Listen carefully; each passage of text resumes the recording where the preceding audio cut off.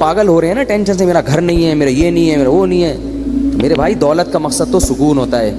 اگر یہی سکون دولت آپ سے چھین رہی ہے, ایسی دولت کا کیا فائدہ.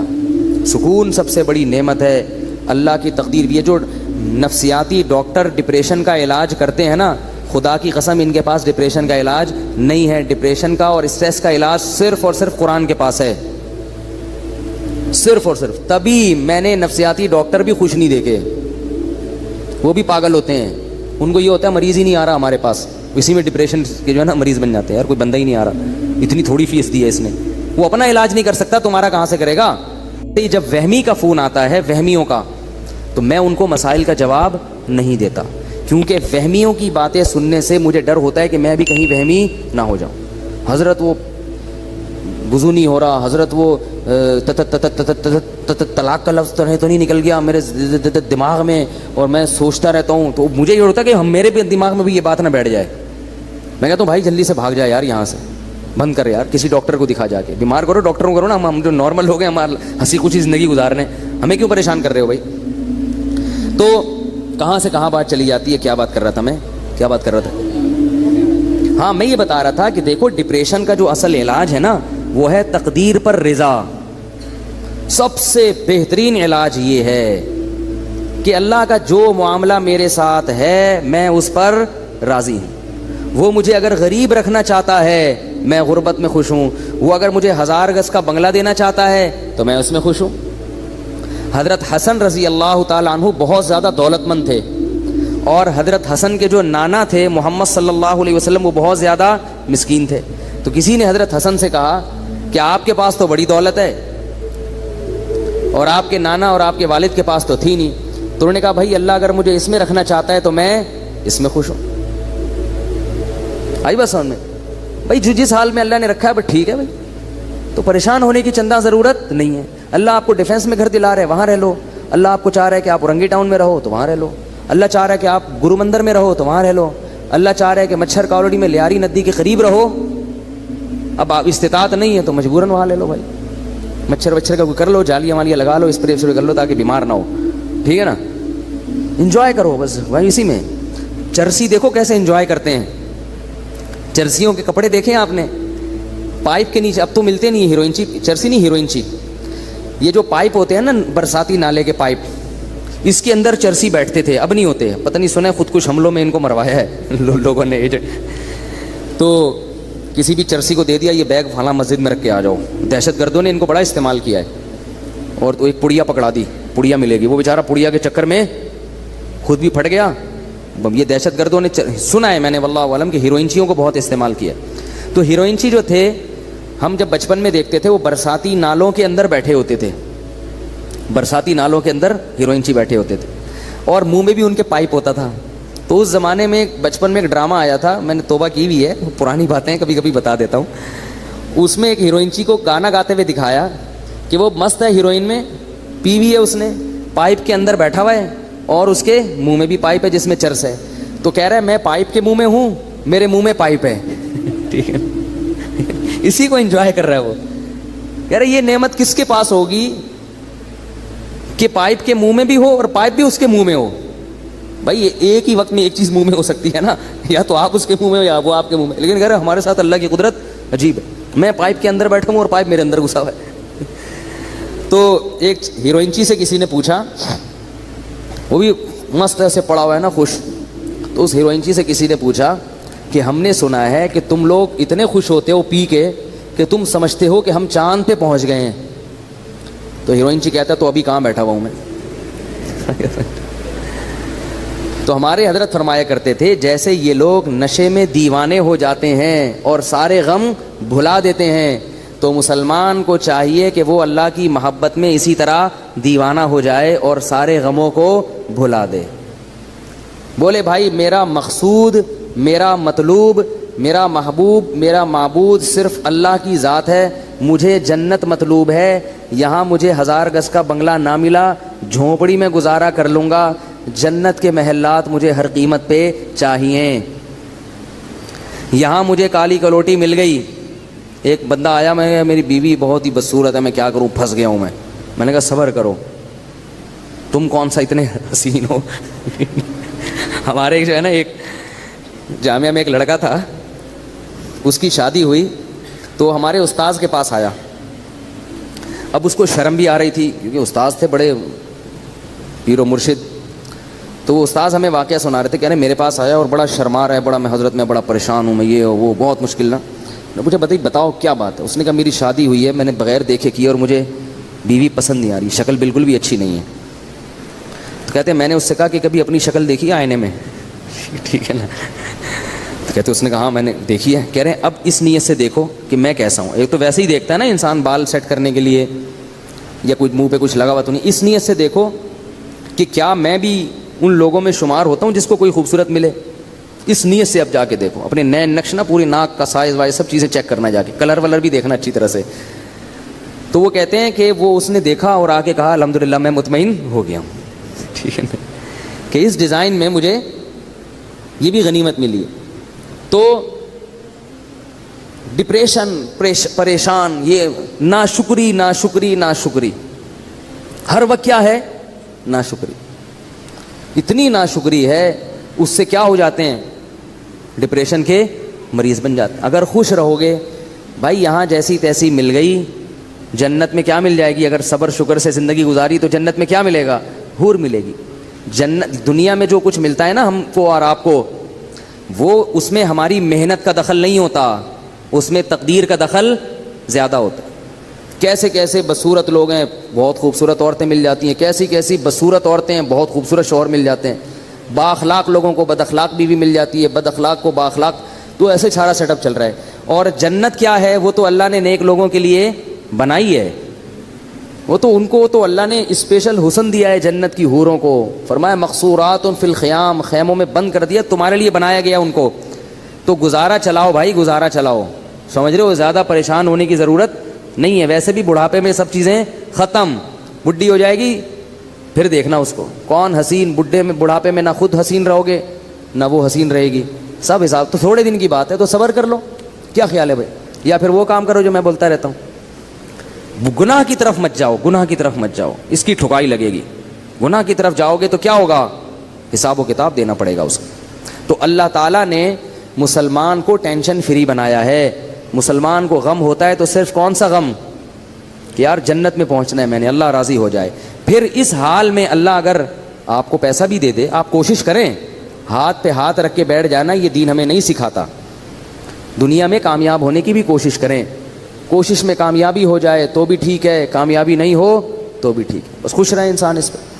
تو اب وہ قوم, اب یہ گھروں کا میں اس لیے کہتا ہوں کہ نبی صلی اللہ علیہ وسلم نے فرمایا بدترین چیز جس پہ انسان کا پیسہ خرچ ہو وہ تعمیر ہے.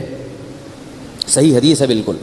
آپ کے پاس اگر بہت سارا پیسہ ہے نا تو سب سے پہلے کیا کریں آپ, اچھی خوراک کا انتظام کریں. پیٹ میں اچھی چیز اترنی چاہیے, جیم جیلی اور یہ ساری چیزیں چھوڑ دیں, شہد کھایا کریں. ڈالڈا گھر سے نکال دیں. جب اللہ نے آپ کو مالی وسعت دے دی, زیتون اور دیسی گھی لا کے ڈبے رکھ دیں گھر میں. بیگم جو پکے گا گھی میں پکے گا, 10 انگلیاں گھی میں اور سر کڑھائی میں. ٹھیک ہے نا, اب گھی پکے گا ہمارے. بادام کھائیں. ہمارے حضرت کو اللہ نے غربت میں رکھا تو حضرت کے پاس پیسے ہی نہیں ہوتے تھے کچھ کھانے کے, تو وہ 60 سال حضرت نے غربت میں خوشی میں گزارے.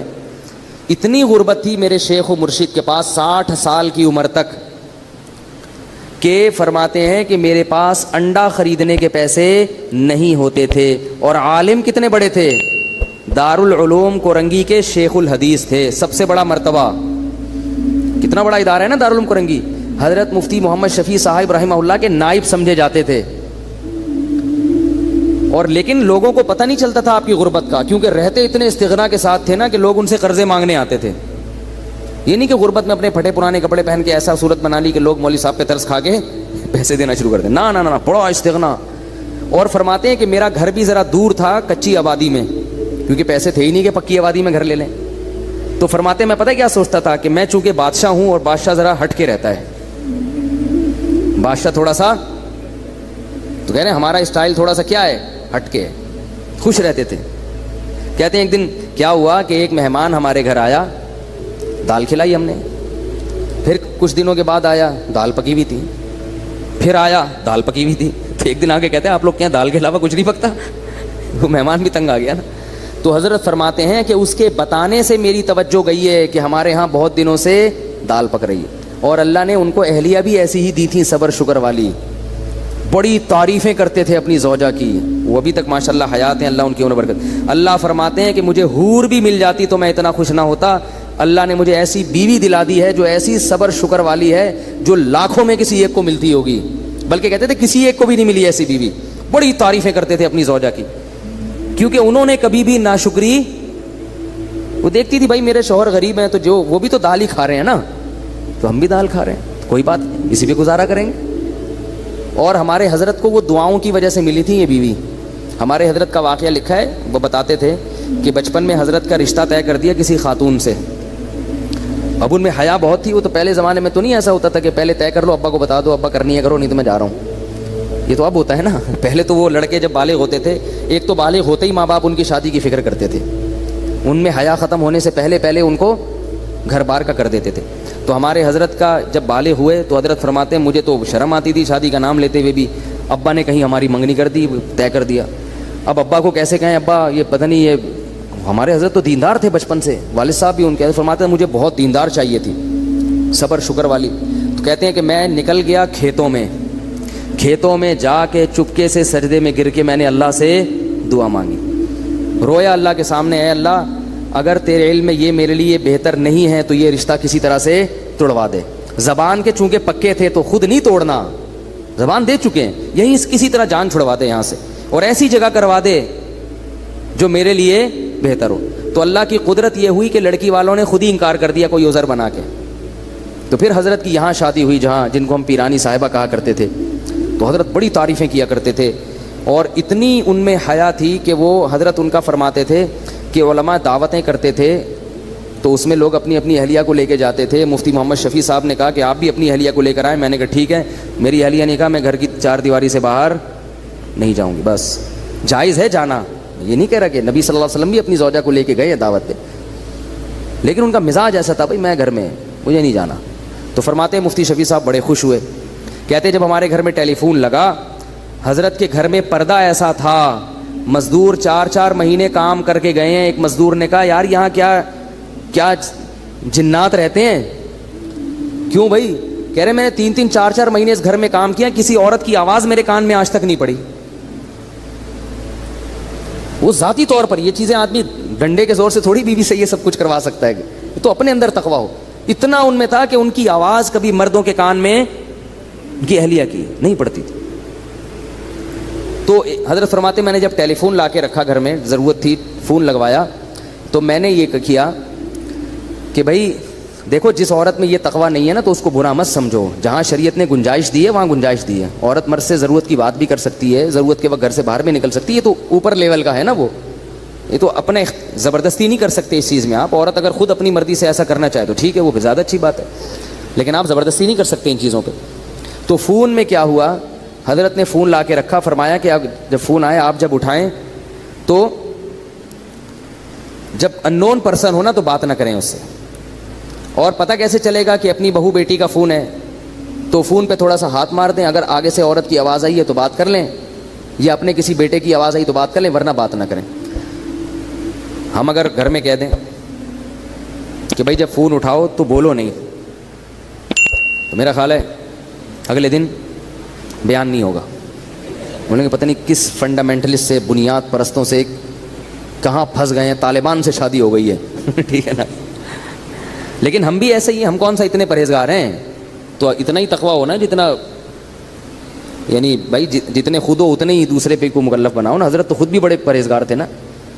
تو حضرت فرماتے ہیں میں نے کہا اپنی اہلیہ سے کہ یوں کرنا، تو انہوں نے کہا میں نے فون کے قریب ہی نہیں جانا، میں نے فون اٹھانا ہی نہیں ہے، مجھے اس سے ویسے ہی کیا ہے الرجی، یہ مردوں کا کام ہے فون سننا، فون جس نے بیٹے بیٹی کا فون آئے گا تو آپ سن لو، مجھے بتا دیا کرو تو میں بات کر لوں گی، ورنہ میں اس طرف نہیں جاتی۔ تو بڑی اللہ نے صبر شکر والی زندگی دی تھی ان کو۔ تو حضرت فرماتے ہیں اسی غربت کی ایام میں ایک انڈے والا آیا، ٹھیک ہے نا انڈے بیچ رہا تھا، تو وہ ابلے ہوئے انڈے نا، تو وہ کہتے ہیں ہمارے گھر آیا، بولے مولوی صاحب کتنے انڈے لیا کرو گے آپ مجھ سے؟ بھئی آپ کے گھر کے اتنے افراد ہیں، میاں بیوی ہیں، بچے بھی ہیں، تو اس کا خیال تھا کہ 4 6 انڈے تو لے لیا کریں گے۔ حضرت فرماتے ہیں میں نے کہا نہیں ہمارے یہاں پہلے سے کوئی انتظام ہے, ایسا کر دیا.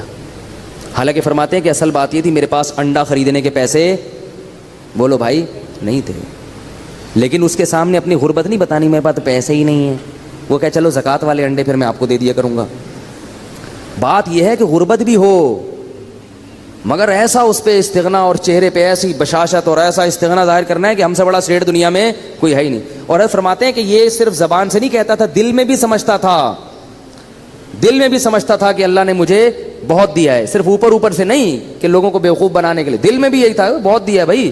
فرماتے تھے کہ میں 2 وقت کی روٹی کھا رہا ہوں بھائی, اور کیا چاہیے, خالی روٹی بھی کافی ہے, تو اللہ نے مجھے دال بھی دی ہے. اس پہ سوچ سوچ کے خوش ہوتے تھے کہ دال بھی دی اللہ نے مجھے, واہ واہ سبحان اللہ, اتنا خوش ہوتے تھے اس پہ دال بھی ہے.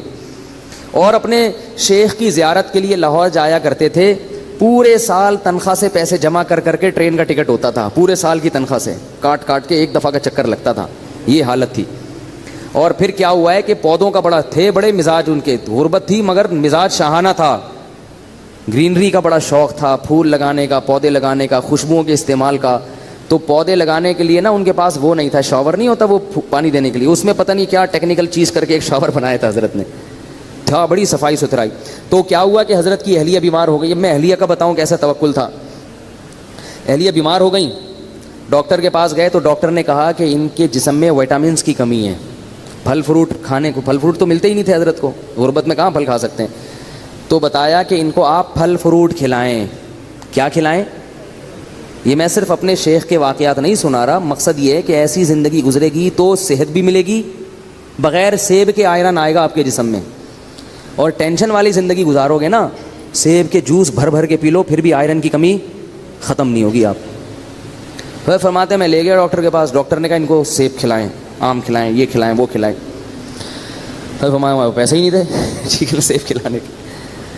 تو حضرت فرماتے ہیں میں نے سوچا کہ بھائی ڈاکٹر کو اللہ نے جو علم دیا ہے نا وہ اس حساب سے صحیح بات کر رہا ہے, لیکن اگر میری بیوی کو سیب کی ضرورت ہوتی تو اللہ مجھے سیب کے پیسے دیتے, جب نہیں ہے تو اس کا مطلب اللہ ویسے ہی آئرن کی کمی انشاءاللہ پوری کر دے گا, اور اللہ ان کو ویسے ہی ٹھیک کر دے گا. بیوی بھی کیونکہ توکل والی, پھر وہی مثال اپنی ہے اور آپ کی مثالیں آتی ہیں ذہن میں. ہم ہوتے کتنے تانے سننے کو ملتے ہیں بھائی, اب کہیں سے لے کر آؤ سیب لاؤ, چوری کا ہو کہیں سے وہ لے کر آؤ. میں تو کہہ رہی تھی کھانے کو نہیں ہے, دال کھائیں گے تو یہ تو یہی ہوگا نا, روٹی کھا کھا کے, تو آئرن کہاں سے پیدا ہوگا. ڈاکٹر سارے کہتے ہیں سیب کھانا ضروری ہے, اور یہ کھانا ضروری ہے, وٹامن کی گولیاں کھانا, جائیدادیں کھانا بھی ضروری ہے. کیا کیا کھا گئے ہیں مگر پھر بھی کمی پوری نہیں ہو رہی, پھر بھی بیمار ہیں. وقت سے پہلے بال سفید ہو رہے ہیں, 20 25 سال کے لڑکوں کے بال سفید ہو رہے ہیں, گر رہے ہیں. عجیب حالت ہے یار, 30 سال کا بندہ 50 سال کا لگ رہا ہے آج دیکھنے. سب کچھ کھا کے بھی یہ حال ہے, توکل نہیں ہے, اللہ پہ اعتماد نہیں ہے. تو حضرت فرماتے ہم آ گئے, ہم نے کہا بھائی ہمارے پاس تو نہیں ہے, بس اس اللہ ویسے ہی پوری کر دے گا. اللہ نے کر دی. وہ ماشاءاللہ اب تک زندہ ہیں, 90 سال تو میرا خیال ہے ان کی عمر ان کی اہلیہ کی ہو گئی, جن میں وٹامن کی کمی تھی, ٹھیک ہے نا. 90 سال سے زیادہ ان کی عمر ہو گئی ہے ماشاءاللہ, اور ہوش و حواس میں اللہ ان کی عمر میں اور زیادہ برکت دے. حضرت کا انتقال ہو گیا, وہ پھر بھی زندہ ہے. تو پھر اللہ نے 60 سال کی عمر کے بعد حضرت کو کیا دیا.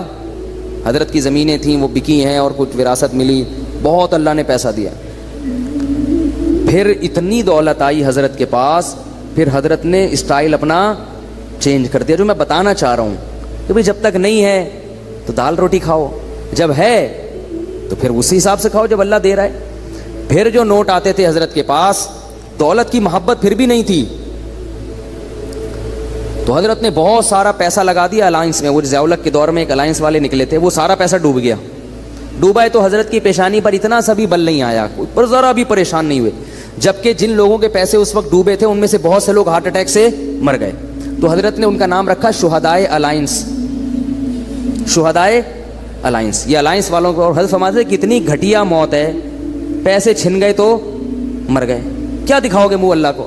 اللہ کہے گا کھانے کو روٹی تو مل رہی تھی, سر چھپانے کی جگہ تو تھی. تو حضرت کا بہت سارا پیسہ ڈوب گیا, مگر حضرت پر ایسے ذرہ برابر بھی پیشانی پہ لکیر نہیں آئی. کیوں؟ وہ کہتے تھے یار رہنے کے لیے گھر تو ہے نا, اور کھانے کے لیے روٹی تو مل رہی ہے, تو وہ تو ویسے ہی مسافر خانہ ہے, ساتھ تھوڑی لے کے جانا ہے, ٹھیک ہے نا, ایسے ہی خوش ہے. جو حضرت کے ساتھ اس وقت تھے نا وہ کہتے ہیں کہ ہم نے اتنا زیادہ کسی میں حوصلہ نہیں دیکھا, اتنی بڑی رقم ڈوب گئی ہو اور بڑے آرام سے بیٹھے ہوئے ہوں, بڑے آرام سے, کچھ ہو ہی نہیں رہا. حضرت گھر کو گھر کہتے ہی نہیں تھے, مسافر خانہ کہتے تھے. جب سعودی عرب سے آئے ہیں عمرہ کر کے تو وہ گھر پہنچ گئے اپنے, تو جو میزبان تھے نا سعودیہ میں, انہوں نے حضرت کو فون کیا کہ آپ گھر پہنچ گئے ہیں. انہوں نے کہا میں مسافر خانے میں بیٹھا ہوں ناظم آباد کے. پھر 2 دن بعد فون کیا, حضرت گھر پہنچ گئے. انہوں نے کہا ابھی بھی ناظم آباد کے مسافر خانے میں ہوں. اس نے کہا آپ مسافر خانے میں کیا کر رہے ہیں, گھر کیوں نہیں جا رہے ہیں؟ انہوں نے کہا بھائی یہ مسافر خانہ ہی ہے, گھر ور نہیں ہوتا مسلمان کا. اور واقعی اب دیکھو نا, حضرت کا جنازہ اٹھ گیا نا, قبر میں چلے گئے, ثابت ہو گیا نا کہ واقعی وہ کیا تھا, مسافر خانہ تھا, ثابت ہو گیا. تو ہم لوگ ہیں بے وقوف جو گھر کو گھر سمجھتے ہیں. تو کیا تھا کہ حضرت کو جب اللہ نے دولت دی تو نوٹوں کی گڈیاں رکھی ہوتی تھیں اتنی بڑی بڑی, اس میں سے حضرت اپنی ضرورت کے پیسے رکھتے تھے, باقی سارے فی سبیل اللہ صدقہ. اس میں سے گیس کا بل نکالیں گے, جو ضرورت کی چیز خریدنی ہے. گاڑی خریدی حضرت نے, گاڑی کیسی خریدی؟ اب دیکھو پیسہ آتا ہے تو لوگ اپنے اوپر خرچ نہیں کرتے, یہ بھی کنجوسی ہے. وہ بحریہ ٹاؤن میں پلاٹ لے لو, بس پلاٹ لے لو, بس پلاٹ لے لو. ابے بھائی خرچ کرو اللہ کے بندو. حضرت نے ایک فلیٹ بھی خریدا, وہ اس لیے خریدا کہ میں آج مر جاؤں گا تو یہ مدرسے کا گھر ہے, میری زوجہ کہاں رہیں گی, اس نیت سے خریدا کہ میرے مرنے کے بعد میری زوجہ کے لیے انتظام, بولو نا بھائی, ہونا چاہیے. اور بچے کی سب کی شادیاں ہو گئی تھی, وہ الگ ہو گئے تھے, الگ رہتے تھے, تو ان کا تو انتظام ہو گیا. بس ایک زوجہ میں اگر مر گیا تو ان کا کیا بنے گا, یہ تو مدرسے کا گھر ہے, ٹھیک ہے نا. تو یہ مدرسہ یہاں رہتا ہے نہیں رہتا, تو بھائی ان کے لیے فلیٹ خرید لیا. وہ بھی جب اللہ نے بس وہ فلیٹ گئے نہیں, اس میں گئے نہیں. اس کے علاوہ باقی پیسوں کا کیا کرنا ہے, اب کیا پلاٹ خریدنا, کیا گھر خریدنا, گاڑی خریدو. سب سے پہلے خوراک, حضرت نے سب سے پہلے پیسہ کہاں خرچ کیا, خوراک. بھائی خوراک, اب پہلے تو اللہ چلا رہا تھا بغیر خوراک کے, پیسے نہیں تھے. اب اللہ کہے گا اب ہے تو اب تو سیب کھاؤ نا, آئرن کی کمی, ورنہ آئرن کی کمی ہوگی. دولت مند آدمی اگر سیب نہیں کھاتا اس میں آئرن کی کمی ہوتی ہے. غریب آدمی کچھ بھی نہ کھائے پھر بھی فٹ رہتا ہے, کیونکہ اللہ نے اس کو دیا ہی نہیں کچھ, تو اللہ کہتے ہیں اسی میں پوری کر دوں گا میں. شیر کو آئرن کی کمی کے لیے سیب کھانا پڑتا ہے بھائی. شیر میں وٹامن سی کی کمی کہاں سے پوری ہوتی ہے, وہ صرف گوشت کھاتا ہے, اور اسی گوشت میں وٹامن اے بھی ہے, ڈی بھی ہے, سی بھی ہے, سب کچھ ہے اس میں. تو اللہ ہر چیز سے ہر چیز پوری کر سکتے ہیں. ہم خالی گوشت کھانا شروع کر دیں تو مر جائیں گے تھوڑے دنوں میں. تو اب کیا تھا کہ حضرت نے سب سے پہلے کس پہ توجہ دی, خوراک. خوراک ایسی خاندانی, اوہو ہٹو بچوں, بادام صبح, اور 1 گلاس خالص دودھ, بہترین خاندانی قسم کا سیب چھلا ہوا. چھلکے فرماتے تھے, ڈاکٹر نے ایک دفعہ حضرت کو کہا کہ چھلکوں میں طاقت زیادہ ہوتی ہے. حضرت فرمایا پھر چھلکے آپ کھایا کریں. ٹھیک ہے, مزاح بہت تھا ہمارے حضرت کی, خوش ہوتا ہے نا انسان تو مزاح بھی ہوتا ہے طبیعت میں. فرمایا پھر یہ آپ کھائیں یہ وٹامن, ٹھیک ہے نا. تو اس لیے کہ چھلکے ہضم نہیں ہوتے نا, وہ وٹامن کا کیا کرنا ہے جو ہضم ہی نہ ہو. ڈاکٹر بھی تو بعض پھینکو ہوتے ہیں, بس بول دیتے ہیں, یہ نہیں دیکھتے کہ اس کا کیا نقصان بھی ہوگا, کیا فائدہ ہوگا. چھلکوں میں طاقت زیادہ ہے. اللہ کے بندے چھلکے اللہ نے جانوروں کے لیے بنائے, ان کو بھی تو کچھ کھانے دو. تو ساری چیزیں خود کھا جاؤ گے تو بکری کیا کھائے گی, ٹھیک ہے نا. تو اب جو ہے وہ چھلکے حضرت نے فرمایا کہ آپ کھائیں. وہ چھلا ہوا سیب کھایا کرتے تھے, میٹھا. جب سیب کا موسم ختم ہو جاتا تھا, اچھے سیب ملنا بند, تو سیب کا ناغہ نہیں. حضرت کی مطالعہ بہت تھا نا, حکمت پر, ایلوپیتھک سائنس پر بھی مطالعہ تھا, اور ہومیوپیتھک پر بھی, اور حکیموں کی کتابیں بھی پڑھی ہوئی تھیں حضرت نے. تو خوراک کی بڑی ریسرچ تھی. وہ فرماتے تھے کہ نہار منہ میٹھا سیب جس نے کھا لیا تو اللہ اس کو ڈاکٹروں سے ہمیشہ کے لیے محفوظ رکھے گا. اور واقعی حضرت کو اللہ نے ڈاکٹروں سے بچایا ہوا تھا. تو جب موسم ختم ہوتا تو پھر پوری دنیا میں تحقیق ہوتی کہاں کا سیب سب سے اچھا ہے, تو پھر ٹورنٹو سے حضرت کے لیے سیب کی پیٹیاں آیا کرتی تھیں. سیب کا ناغہ نہیں ہونا چاہیے. بادام, سیب اور بھنے ہوئے چنے یہ کھاتے تھے. اسی طرح میں جب بھی حضرت کے گھر گیا ہوں, کھانا بڑا اسٹائلش دیکھا ہے, VIP قسم کا خاندانی کھانا تھا. کھاتے بہت تھوڑا تھے مگر کھاتے بہت اچھا تھے. پگڑی بڑی مہنگی تھی. ایک دفعہ میں نے قیمت پوچھ لی تھی, وہ زمانے میں بڑی ہزاروں روپے کی پگڑی تھی حضرت کی. حضرت فرماتے تھے کہ سر کی پگڑی اور سر کی ٹوپی کی قیمت آپ کے جوتے سے زیادہ ہونی چاہیے. جوتا مہنگا ہے, ٹوپی کیا ہے, سستی. اس کا مطلب سر کو اتنا پروٹوکول نہیں دے رہے, پاؤں کو عزت زیادہ دے رہے ہو. حضرت کا جو سفید رنگ کا کرتا ہوا کرتا تھا وہ بہت مہنگا تھا, بہت مہنگا. اور خوشبوئیں اللہ کی پناہ, اتنی سی خوشبوئیں. اس دور میں 95 کی بات کر رہا ہوں, 50 ہزار روپے کی 95 میں وہ حضرت نے خوشبوئیں رکھی ہوئی تھیں. اور کمرہ اتنا خوبصورت ڈیکوریٹ کیا ہوا تھا, ایسے نہیں کہ وہ اس کو چھچورا پن بنا دیا اس کو, چمک چھلو بنا دیا کمرے کو. لیکن اتنا خوبصورت کمرہ تھا حضرت کا کہ جب جاتے تھے تو بس دل چاہتا تھا کہ یہاں سے نہ نکلیں. اس میں عود کی خوشبو چل رہی ہوتی تھی ہر وقت. بڑا خوبصورت کمرہ تھا, جنہوں نے دیکھا ہے وہ جانتے ہیں. خود باقاعدہ دیکھنے جایا کرتے تھے ہم. پھر حضرت کی کرسی, بیٹھنے کا, پھر 24 گھنٹے ایئر کنڈیشن میں رہتے تھے, 24 گھنٹے. بہت وی آئی پی زندگی گزاری. مکان نہیں بنایا, پلاٹ نہیں خریدا, کیونکہ مر جائیں گے, اپنی ذات پہ لگاؤ. ایک بس سنا دوں گاڑی خریدنے کا واقعہ, سنا ہوا ہوگا. پھر حضرت نے سوچا کہ گاڑی ہونی چاہیے. حضرت نے کیا سوچا کہ کیا ہونا چاہیے. یہ میں آپ لوگ کو بتا رہا ہوں کہ پیسے جمع مت کرو اللہ کے بندو. یہ کوئی قصے کہانیاں نہیں سنا رہا, میں قصے کہانیاں نہیں سنا رہا. حضرت نے کہا گاڑی ہونی چاہیے. گاڑی خریدنے گئے, شو روم میں گئے تو شو روم والے سے کہا کوئی گاڑی دکھاؤ, گاڑی. اس نے کہا یہ ہے نا گاڑی. انہوں نے کہا یہ گاڑی ہے. ٹھیک ہے, یہ کوئی گاڑی ہے, اس کو گاڑی بولتے ہیں. یہ حضرت اسی اسٹائل سے سنایا کرتے تھے, یہ گاڑی. تو انہوں نے کہا یہ کیا ہے بھائی, یہ گاڑی نہیں. تو یہ گاڑی ہے, گاڑی دکھاؤ بھائی. تو کہتے ہیں مولوی صاحب آپ کی رینج کتنی ہے. اس نے کہا مولوی صاحب ہیں یہ بیچارے کیا گاڑی خریدیں گے, کوئی پرانی سی ایف ایکس لینے آئے ہوں گے, زکوٰۃ کے پیسوں سے جمع, کسی نے کوئی ہدیہ دیا ہوگا لفافے میں ڈال کے, کوئی جمع ہو گئے ہوں گے, تو وہ یہ سمجھ رہے تھے. اچھا, حضرت کے بیٹے سعودیہ چلے گئے تھے, مدینہ یونیورسٹی میں ان کی بڑی اچھی تنخواہیں تھیں, تو انہوں نے بڑی اچھی گاڑی خریدی تھی, بہت خوبصورت. حضرت فرماتے ہیں مجھے خیال آیا کہ میرے بیٹوں کے پاس اتنی مہنگی گاڑی ہے تو میں ان سے بھی زیادہ مہنگی گاڑی خریدوں گا. اور آگے ملفوظ دیکھو, فرماتے تھے اس لیے کہ پتہ یہ چلے کہ باپ میں ہوں, یہ میرا باپ نہیں ہے, کیونکہ ان کے پاس اچھی گاڑی آ گئی ہے. میرے پاس اگر پرانی ہوگی تو لوگ ان کو میرا باپ سمجھیں گے, اور مجھے کیا سمجھیں گے. یہ اسٹائل تھا بھائی, اسٹائل. تو فرماتے ہیں میں نے چاہا کہ میں اس سے زیادہ اچھی گاڑی خریدوں گا تاکہ پتہ چلے کہ ابا کون ہے, میں ہوں. ایسا نہ ہو کہ لوگ ان کو میرا بس باپ سمجھنا شروع کر دیں. تو پھر گئے ہیں تو وہ حضرت کو گاڑی کون سی ملی ہے. اس وقت عراق کی جنگ ہو رہی تھی کویت سے, تو سارے کویتی بھاگ گئے تھے. تو ایک کویت کا شہزادہ گاڑی لے کے بھاگا تھا, پاکستان آیا ہوا تھا. تو حضرت نے پھر کویت کے شہزادے سے گاڑی خریدی. وہ اس گاڑی میں ہم نے بھی بہت سفر کیا, اور اتنی خوبصورت وی آئی پی گاڑی تھی, بیٹھ جاؤ تو اٹھنے کا دل ہی نہیں کرتا تھا. اور فرماتے تھے پھر اس میں جو پیٹرول ڈلواتا تھا تو یہ نہیں کہ 5 روپے کا پیٹرول ڈال دو, یہ بھی کنجوس آدمی کا کام ہے, 50 روپے کا پیٹرول ڈالتا ہے. اب بھائی جب تیرے ہاتھ میں ہے گاڑی تو ٹینکی بھر دینا ایک دفعہ میں, تو کوئی لے کے تھوڑی بھاگ رہا ہے. وہ بھی دماغ میں ہوتا ہے نہیں بھروں گا نہیں, بار بار پیٹرول پمپ پہ لائن لگا کے کھڑا ہوا ہوگا, مگر ایک دفعہ تسلی سے بھرے گا نہیں. تو فرماتے میں جب پیٹرول پمپ پہ جاتا تھا تو ٹینکی بھرتا تھا میں, اور وہ بھرنے میں بہت ٹائم لگتا تھا. لوگ مڑ مڑ کے دیکھ رہے ہوتے تھے بھائی کس کی گاڑی ہے یہ. تو حضرت فرمایا کرتے تھے گاڑی بڑی ہونی چاہیے, ٹینکی بھری ہوئی ہونی چاہیے. یہ حضرت کا ملفوظ تھا. جب دولت اللہ نے دی تو اسٹائل بولو نا بھائی چینج ہو گیا. تو جو اپنی ضرورت کی گاڑی کے پیٹرول کے پیسے نکال لیے, گیس بجلی کا بل نکال لیا, کھانے کے پیسے نکال لیے, اس کے بعد جتنے پیسے تھے حضرت گنتے نہیں تھے, وہ سارے فی سبیل اللہ صدقہ, گنے نہیں بس سب صدقہ. اتنا بڑا اللہ نے دل دیا تھا. یہاں تک کہ جن مدارس میں پڑھایا تھا 20 سال, ان سے جو تنخواہیں لی تھیں وہ تمام تنخواہیں واپس کر دی حضرت نے ان کو.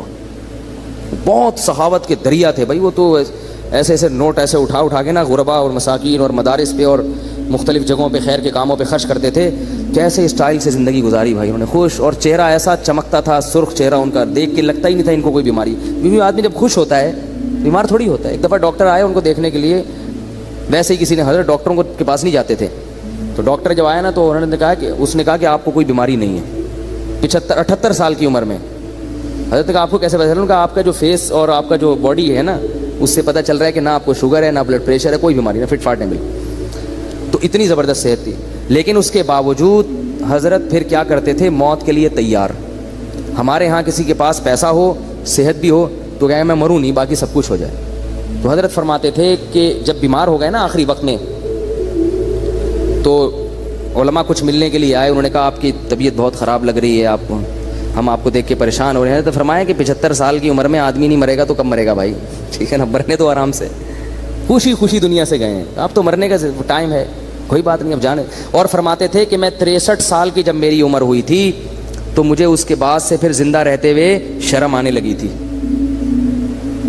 کہتے تھے میں سوچتا تھا کہ نبی صلی اللہ علیہ وسلم 63 میں چلے گئے, تو ابھی تک ہے یہاں پہ, ٹھیک ہے نا. کہتے مجھے شرم آتی تھی, عرب میں ابھی بھی زندہ ہوں.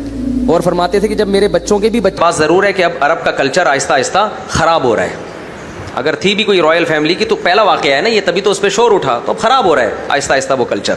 لیکن اب تک کی رپورٹ کے مطابق آپ نے نہیں دیکھا ہوگا کہ عرب کے جو شاہ فہد تھا اس کی کبھی بیوی لوگوں کے سامنے آئی ہو, یا کوئی محمد بن سلمان سے پہلے جو ابھی سلمان جو ان کے بادشاہ ہیں ان کی زوجہ آئی ہو کبھی. عرب میں یہ رواج نہیں تھا, اب آ جائے تو ایک الگ بات ہے. پوری دنیا میں تبدیلی آ رہی ہے, لوگ دین سے ہٹ رہے ہیں. تو یہ عزت کی علامت, یہ کیا تھا؟ عزت کی علامت. گورے نے آ کے اس کو بھی چینج کر دیا. کلچر یہ بنا دیا کہ پردہ کرنا غریب لڑکیوں کا کام ہے. جتنا جتنا پیسہ آئے گا, ایجوکیشن آئے گی, عزت آئے گی, اتنا اتنا پردہ اترتا چلا جائے گا. اب ماڈرن لڑکی, ایجوکیٹڈ لڑکی, عزت دار لڑکی اس کو سمجھا جاتا ہے جو پورے کپڑے نہ پہنتی ہو, سر کے بال سے لے کے پاؤں کے ناخن تک اگر ڈھکی بھی ہوگی تو جاہل ہے, اجڑ ہے, گنوار ہے. یہ کانسیپٹ بن گیا کہ نہیں بن گیا؟ لگتا ہے نہ اس نے میٹرک کیا ہوا ہے, نہ انٹر کیا ہوا ہے, نہ بی اے کیا ہوا ہے, نہ اس کو ABCD کا پتہ, نہ اس کو اردو کا پتہ, نہ فارسی کا پتہ, نہ پشتو کا پتہ, نہ انگلش کا پتہ, کچھ بھی نہیں پتہ. لوکل زبانوں کا تو پتہ ہوگا لیکن انگلش کا تو سوال ہی پیدا نہیں ہوتا. جتنی بڑی جاہل ہوگی وہ اس کو برقعے میں سمجھا جاتا ہے. اب حیرانگی ہوتی ہے کہ جی ایجوکیٹڈ لڑکی یہ پردہ پورا کرتی ہے, لوگ اس کو میڈیا پہ لاتے ہیں, ماشاء اللہ انہوں نے PhD کی ہے لیکن آپ دیکھیں پردہ نہیں چھوڑا. ایسے لوگ ہیں آسٹریلیا میں نے دیکھا, ہمارے ایک دوست ہیں ان کی زوجہ پٹھان ہے, فل پردہ, اس کو ایوارڈ ملا تو اسٹیج پہ گئی ہے, پردہ نہیں اتارا اس نے. لیکن مثالیں مارکیٹ میں کیا ہو رہی ہیں؟ شارٹ. تو یہ ہوتی ہے سوسائٹی میں تبدیلی. عزت کا جو معیار تھا وہ ذلت کا معیار بن گیا, جو ذلت کا معیار تھا وہ کیا بن گیا؟ عزت کا معیار. تو اس پہ تو ہم نے سمجھوتا نہیں کرنا ہے. گورے نے جو ہمارے کلچر کو چینج کیا تو جن چیزوں میں اس نے شریعت کو چینج کر دیا اس میں ہم نے سمجھوتا کرنا ہے؟ بولو نہیں. مثال کے طور پر آج اگر آپ کو عزت دار سمجھا جانے لگے کہ آپ کی بیوی میڈیا پہ آتی ہے تو بھائی ایسی عزت پہ 100 دفعہ لعنت. بعض لوگ کہتے ہیں ہم اپنی بیگم کو لے کے جاتے ہیں, ذرا ماڈرن بنتے ہیں تو لوگ دین کے قریب آ جاتے ہیں. لوگوں کو دین کے قریب لانے کا یہ طریقہ ٹھیک نہیں ہے. بعض لوگ کہتے ہیں ہماری داڑھی ہوتی ہے تو ہم صحیح طرح تبلیغ ہی نہیں کر پاتے کیونکہ داڑھی کی وجہ سے لوگ سمجھتے ہیں فنڈامنٹلسٹ. تو ہم clean shave 3 piece suit tie میں جا کے لوگوں میں بیان کرتے ہیں, لوگ سمجھتے ہیں ایجوکیٹڈ پڑھا لکھا آدمی ہے اور ماڈرن اسلام پیش کرے گا, لہذا لوگ ہماری بات سن لیتے ہیں. جیسے جناب پروفیسر غامدی صاحب, تو وہ یہ کہتے نہیں ہیں لیکن اسٹائل کچھ اسی ٹائپ کا ہے. تو یہ بھی ٹھیک بولو نہیں. شریعت کے احکام میں حضرت مولانا شرف علی تھانوی رحمہ اللہ تعالیٰ فرمایا کرتے تھے کہ شریعت کے احکام کو پورا کرنے میں, تبلیغ کرنے میں مصلحتوں کو یعنی غیر شرعی مصلحتوں کو مسالے کی طرح پیس ڈالو. ذرا پرواہ مت کرو کہ کوئی دین پہ آئے گا یا نہیں آئے گا. ہم اس کے مکلف ہی نہیں ہیں کہ ہم دین کو چھوڑ کے لوگوں کو تبلیغ کرنا شروع کر دیں. کسی نے آنا ہے آ جائے, نہیں آنا نہیں آ جائے. میں ایسے لوگوں کو جانتا ہوں داڑھی نہیں رکھتے. کیوں نہیں رکھتے؟ کہتے ہیں یار ہم ایسی جگہ جا کے تبلیغ کرتے ہیں, اگر ہم داڑھی رکھیں تو لوگ ہمیں گھسنے ہی نہ دیں وہاں پہ. نہیں بھائی, نہ گھسنے دیں, کوئی مسئلہ نہیں ہے, کیونکہ یہ اللہ کا حکم ہے, اس میں کمپرومائز نہیں ہو سکتا. شریعت کے حکم کو تھوڑی چھوڑا جا سکتا ہے. کوئی خاتون سمجھتی ہیں اگر میں پردہ کروں گی تو لوگ میری بات نہیں سنیں گے, مجھے دقیانوس سمجھیں گے, پرانی زمانے کی عورت سمجھیں گے, لہذا میں دین کی تبلیغ کے لیے پردے پہ کمپرومائز کرتی ہوں. نہ آپ کو اس کی اجازت نہیں ہے. بعض لوگوں کو دین کی دعوت کا ہیضہ ہو جاتا ہے. دین کی دعوت کا جذبہ ہونا ٹھیک ہے, ہیضہ ہونا ٹھیک.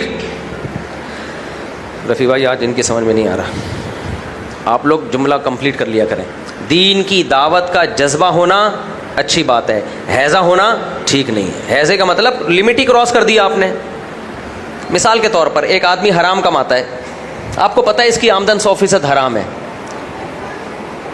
وہ آپ کو کہتے ہیں آپ میرے ساتھ چائے پئیں میرے خرچے پہ, کھانا کھائیں میرے خرچے پہ. آپ کہتے ہو چلو میں اس کے ہاتھ کا کھانا کھاؤں گا تاکہ یہ قریب ہو جائے گا تو میں اس کی دین کی دعوت دے سکوں گا. اب کوئی آپ کو آ کے کہتا ہے بھائی اس کی تو آمدن ٹوٹلی حرام ہے. جب ٹوٹلی حرام ہے تو ان پیسوں سے جو یہ کھانا خود خریدے گا اس کے لیے بھی حرام اور آپ کے لیے بھی حرام. آپ جواب میں کہتے ہو میں جوڑ پیدا کرنے کے لیے تاکہ یہ دین کے قریب آ جائے, تو یہ جائز؟ بولو. جوڑ پیدا کرنے کے لیے آپ اس کو دین کی دعوت دو گے تو دو گے کیسے؟ دین میں تو یہ ہے کہ حرام کھانا حرام ہے. وہ کہے گا آپ نے تو میرے ساتھ بیٹھ کے کھا لیا تھا, دین کا ایک پارٹ یہ بھی تو ہے نا کہ حرام کو حرام کہا جائے. اب دیکھو میں حرام نہیں کہہ رہا, حرام میں کیا کہہ رہا ہوں, حرام. اس سے وہ چھوڑ دے گا, حرام کہنے سے ڈر جائے گا وہ. تو دین کی دعوت کا ایک طریقہ یہ بھی ہے, دین میں بھی یہ داخل ہے نا, تو آپ اس کو بچائیں گے کیسے؟ آپ کہہ سکتے ہو میں بعد میں اس کو بولوں گا بھائی میں نے تو اس لیے تیرے ساتھ حرام کھا لیا تھا کہ اس میں ایک مصلحت تھی, مجبوری تھی. وہ کہے گا میری بھی مجبوری ہے, میری مجبوری ہے کہ میں اگر حرام نہیں کھاتا تو میں کیا کھاؤں گا, پھر مجھے لا کے دو کہیں سے. مجبوریاں ہی ہیں جس بنائی ہوئی ہیں لوگوں نے, جس کی وجہ سے حرام کھائے جا رہے ہیں. تو نہ یہاں لمٹ کو کراس کرنے کی اجازت بولو نہیں ہے. طائف کا وفد جب نبی صلی اللہ علیہ وسلم کے پاس آیا تو انہوں نے کچھ شرطیں لگائیں کہ ہم آپ کی دعوت پر اس وقت ایمان لے کر آئیں گے چند چیزوں میں ہمیں سہولت دی جائے. ان میں غالباً نے کیا تھا کہ ہم جزیہ کو ٹیکس کا وہ نام دیں گے, زکوٰۃ کا یا کچھ اس طرح کے, مجھے پوری الفاظ یاد نہیں ہیں. آپ نے ان کی ہر شرط مان لی کہ چلو ٹھیک ہے, چلو ٹھیک ہے, چلو ٹھیک ہے. انہوں نے کہا شراب کی بھی اجازت دیں گے, کہا نہیں یہ نہیں ہو سکتا. تو کیوں, یہ تو حرام ہر ایک کے لیے حرام ہے بھائی. تو دین کی دعوت کے لیے جوڑ پیدا کرنے کے لیے حرام کا ارتکاب نہیں کیا جا سکتا, یہ ناجائز ہو جائے گا بھائی, لمٹ نہیں کراس کر سکتے آپ. ایک شرابی اگر آپ سے کہتا ہے 2 گھونٹ پی لو, اس سے میں تمہاری بات سن لوں گا, دین کے قریب آ جاؤں گا, نہ بھائی تو نے دین کے قریب آنا ہے آ جا. ہم تیرا دین بچانے کے لیے اپنا دین فروخت نہیں کر سکتے.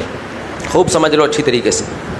اسی طرح کچھ لوگوں کے لڑکوں کی فیس بک پہ لڑکیوں سے دوستی ہو جاتی ہے ان کو دین کے قریب لانے کے لیے. یہ کہتے ہیں اگر ہم ان سے فرینڈ شپ ختم کر دی دین سے دور ہو جائے گی. ہونے دو اس کو دین سے دور, اس کے بارے میں آپ سے سوال نہیں ہوگا. آئی بات سمجھ میں؟ اس کے لیے کسی خاتون کو اس کو نمبر دے دو, وہ اس کو سمجھا دے گی, یا کسی بزرگ عالم کا نمبر دے دو, وہ ان کو سمجھا دیں گے. آپ سمجھاتے سمجھاتے اس کے گھر پہنچ جاؤ گے. آپ اپنے دین کو پہلے بچاؤ, اس کی فکر چھوڑ دو. ایسے بہت لڑکے ہیں جنہوں نے فیس بک پہ دوستی لگائی ہوئی ہے, دین کی دعوت دے رہے ہیں, اور دعوت بھی کم وقت صرف خوبصورت لڑکیوں کو دے رہے ہوتے ہیں. کوئی بیچاری بلیک کلر کی ہوگی, کوئی آڑی ترچی ہوگی, اس کو جنت میں لے جانے کا ان کو ذرا سا بھی شوق نہیں ہے. تو چھوڑ دو اس کو, یہ آپ سے سوال نہیں ہوگا. تو میں وہ بات کو جلدی سے مکمل کر لوں. تو میں یہ سمجھتا تھا کہ جب میں کالج کی زندگی میں تھا تو میں نے دیکھا تھا کہ کون سی ایسی چیزیں ہیں جو ایک نئی نسل کو, جو دیندار گھرانوں میں پیدا ہوئے, ان کو علماء کے قریب آنے سے روکتی ہیں. ایک وحشت ہوتی ہے انسان کو, جس چیز سے وحشت ہوتی ہے نا اس کی بات سنتا نہیں ہے وہ. دیکھو قرآن کہتا ہے وما ارسلنا من رسول الا بلسان قومه لیبین لهم. ہر رسول کو ہم نے اس قوم کی زبان دے کے بھیجا ہے, قوم میں بھی بھیجا اور زبان بھی وہی دی ہے. ہر رسول اپنی زبان پر بہت قدرت رکھتے ہیں.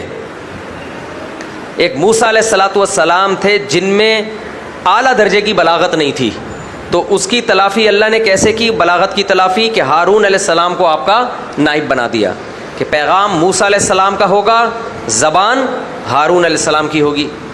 کیا خیال ہے بھائی؟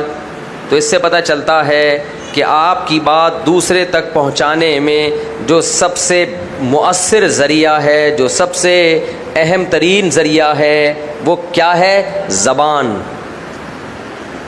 بہت سی اچھی باتیں ہوتی ہیں لیکن آپ کو بتانی نہیں آتی, جس سے وہ اچھی باتیں کیا بن جاتی ہیں؟ گندی. یہ گندی کا لفظ بھی اچھا نہیں ہے لیکن اب اس موقع پہ اچھا ہے. بہت سی بری باتیں ہوتی بری ہیں, لیکن میڈیا اس کو بنا کے ایسے پیش کرتا ہے وہ بری بات بھی ہمیں اچھی لگنے لگتی ہے. مجھ سے کسی نے سوال پوچھا, اب میں تھوڑا سا نا سوسائٹی کی ان شرارتوں کو سمجھنے لگا ہوں. مجھ سے سوال پوچھا کیا خواتین پر گھر کے برتن دھونا لازم ہے, کیا پوچھا لگانا لازم ہے؟ سوال پوچھا مجھ سے, کیا خواتین پر, بیوی پر لازم ہے کہ گھر میں جھاڑو دے اور پوچھا لگائے؟ اگر میں ایسا ہی کہہ دوں ہاں تو فوراً پتہ ہے کیا کمنٹ آئیں گے؟ بیوی ہے یا ماسی ہے؟ پوچھے تو ماسیاں لگاتی ہیں, برتن تو بولو ماسیاں دھوتی ہیں. میں نے یہ جواب نہیں دیا. ہمارے جو اسکالر کیا کر رہے ہیں, مصلحت میں مسئلہ ہی تبدیل کر رہے ہیں. کچھ اسکالر وہ کیا کرتے ہیں, وہ کہتے ہیں عوام کیا چاہتی ہے آپ سے سننا, وہ جواب ان کے مطابق دیں گے. کل ایک اسکالر کے چھوٹا سا میں نے کلپ دیکھا, وہ کہہ رہے ہیں ان سے کسی نے پوچھا کہ جوائنٹ فیملی میں رہنا کیسا ہے؟ بالکل جائز نہیں ہے. پھر آگے خواتین پہ ظلم کی داستانیں سنائیں، جوائنٹ فیملی میں یہ ہوتا ہے، جوائنٹ فیملی میں وہ ہوتا ہے، اور لڑکی کے کمرے میں لوگ بغیر اجازت کے دلہن کے کمرے میں گھستے ہیں، فلانا ہوتا ہے، اور وغیرہ وغیرہ. نیچے خواتین نے خوب سلوٹ مارے ہوئے ہیں، زندہ باد. حالانکہ اس کا جواب یہ ہے کہ ایسا نہیں ہوتا. کہیں ہوتا ہے تو وہاں بتا دو، ہر جگہ تھوڑی ہو رہا ہے. اب تک ہماری سوسائٹی میں زیادہ تر لوگ جوائنٹ فیملی میں رہتے ہیں، مجھ سمیت. یعنی ہمارے بھی اب بچوں کی شادی ہو گئی نا، تو ہمارے ساتھ ہی ہیں سب، اور ہم بھی جوائنٹ فیملی میں رہے ہیں. 4 بھائی، ان کی 6 بیویاں، اللہ معاف فرمائے. یعنی 2 میری تھیں، 3 میری، اور 4 بھائی ملا کے ٹوٹل کتنی ہو گئی؟ یہ تعداد بھی یاد نہیں رہتی بھائی. 3 کی 1 اور میری 2، اس وقت 2 تھیں جب ہم جوائنٹ فیملی میں تھے، تو ٹوٹل ملا کے 6. تو ہمیں تو یاد نہیں پڑتا کوئی کسی کے کمرے میں بلا اجازت گھسا ہو.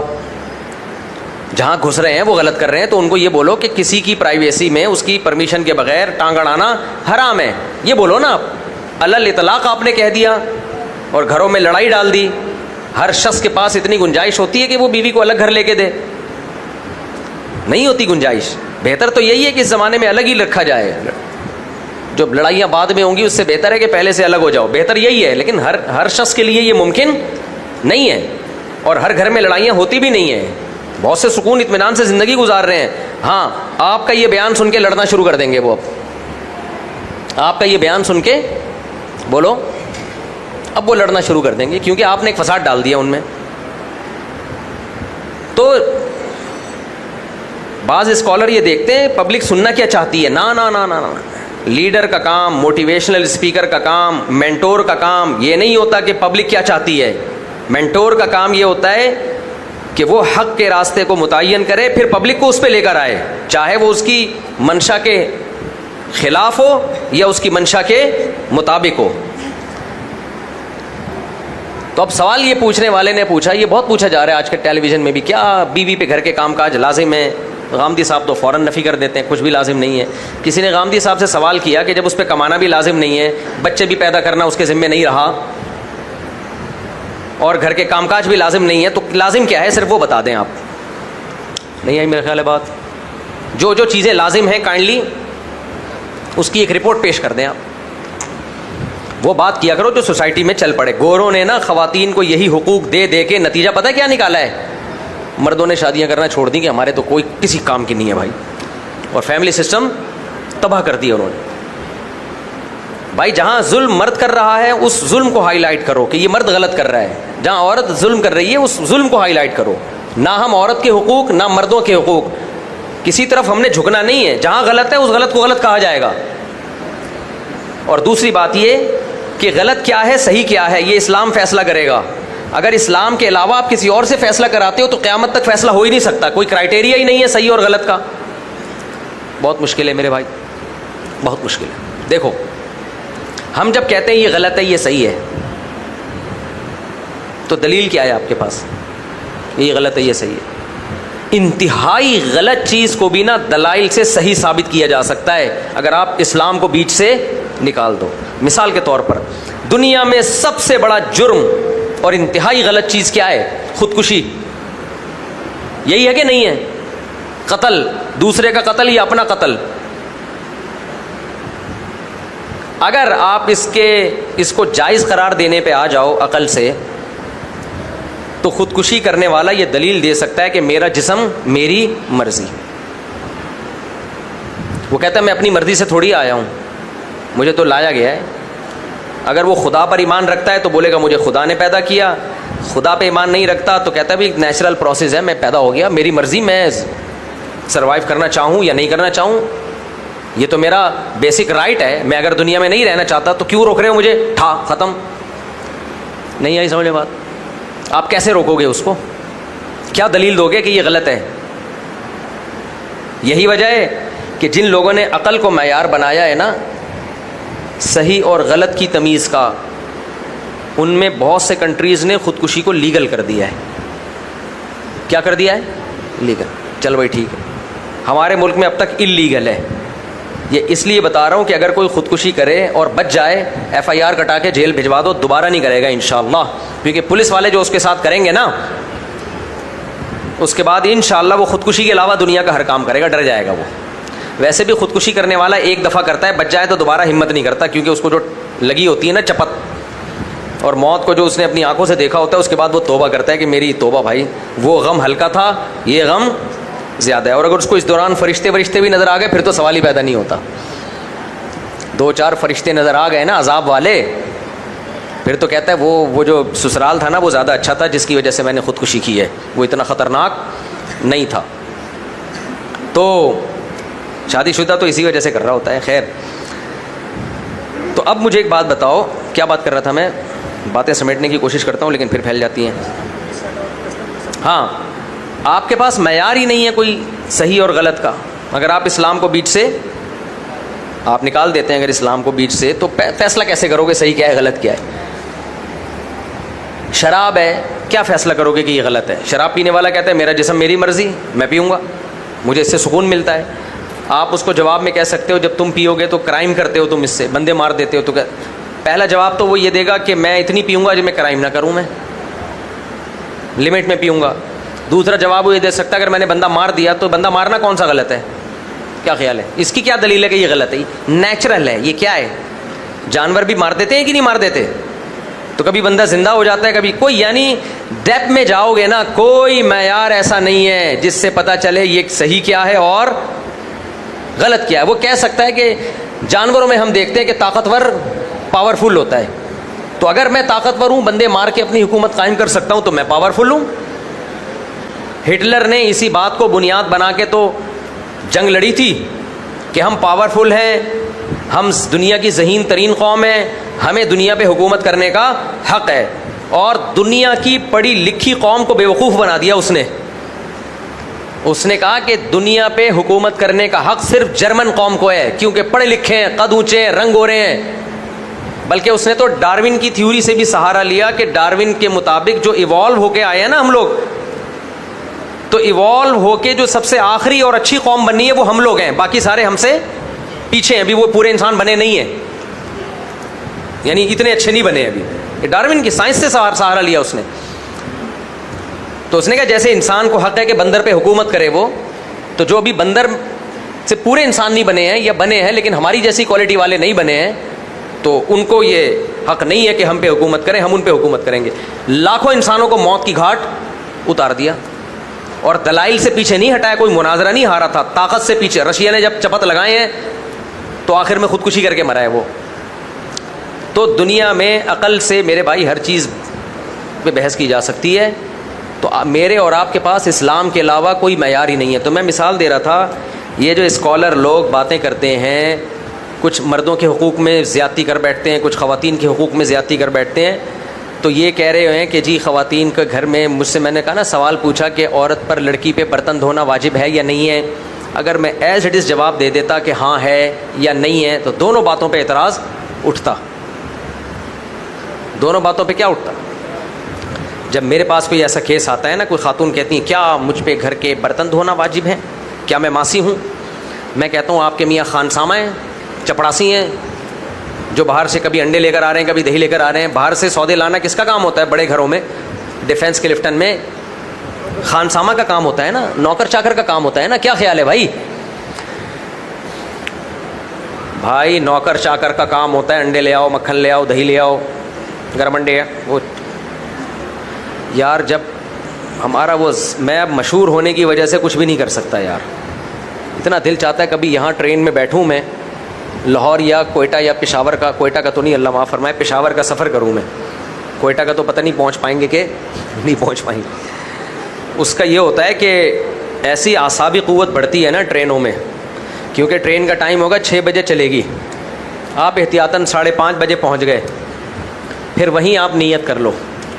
میں اپنی فیملی کو ایک دفعہ لے کے گیا تھا, 5 نمازیں ہم نے اسٹیشن پہ پڑھی ہیں الحمدللہ. پھر جب چلنا شروع ہوگی سکون کا سانس ملتا ہے, 2 منٹ بعد باقی پھر رک جائے گی. بہرحال وہ بھی اپنا ایک سفر انجوائے کرتا آدمی. پھر جب اسٹیشن پہ رکے گی تو کیسی آوازیں آتی ہیں, گرم انڈے, کرارے, پاپڑے, مزے مزے کی آواز ہے, جوس لے لو جوس. تو بڑے مزے مزے کی آوازیں آتی ہیں. اور جو انتہائی ناقص کھانا اسٹیشن پہ ملتا ہے وہ بھی کبھی ہم نہیں بھولیں گے. خیر پھر بھی اللہ نے زندگی دی, ورنہ وہ کھانا کھا کے مر جانا چاہیے تھا. خیر تو اب شوہر کا کام ہے باہر سے کیا لانا, انڈے لانا.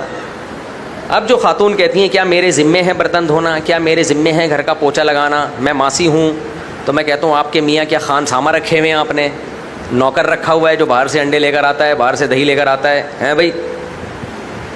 تو اگر وہ یہ کہیں کہ نہیں جناب ہمارے گھر میں نوکر چاکر سارے کام کرتے ہیں, باہر سے دہی بھی کون لے کر آتا ہے, بولو نوکر, سرونٹ ہے. دودھ بھی کون لے کر آتا ہے, منہ سے بول لو یار, سرونٹ. بھائی ہم بڑے مالدار گھرانے کے لوگ ہیں, تو پھر میں کہتا ہوں کہ ٹھیک ہے, جب آپ کے ہاں نوکر چاکر سارے کام کرتے ہیں, اتنی اپر لیول کی آپ کی فیملی ہے, تو گھر کے کام بھی نوکرانیاں کریں گی, پھر تو ٹھیک ہے.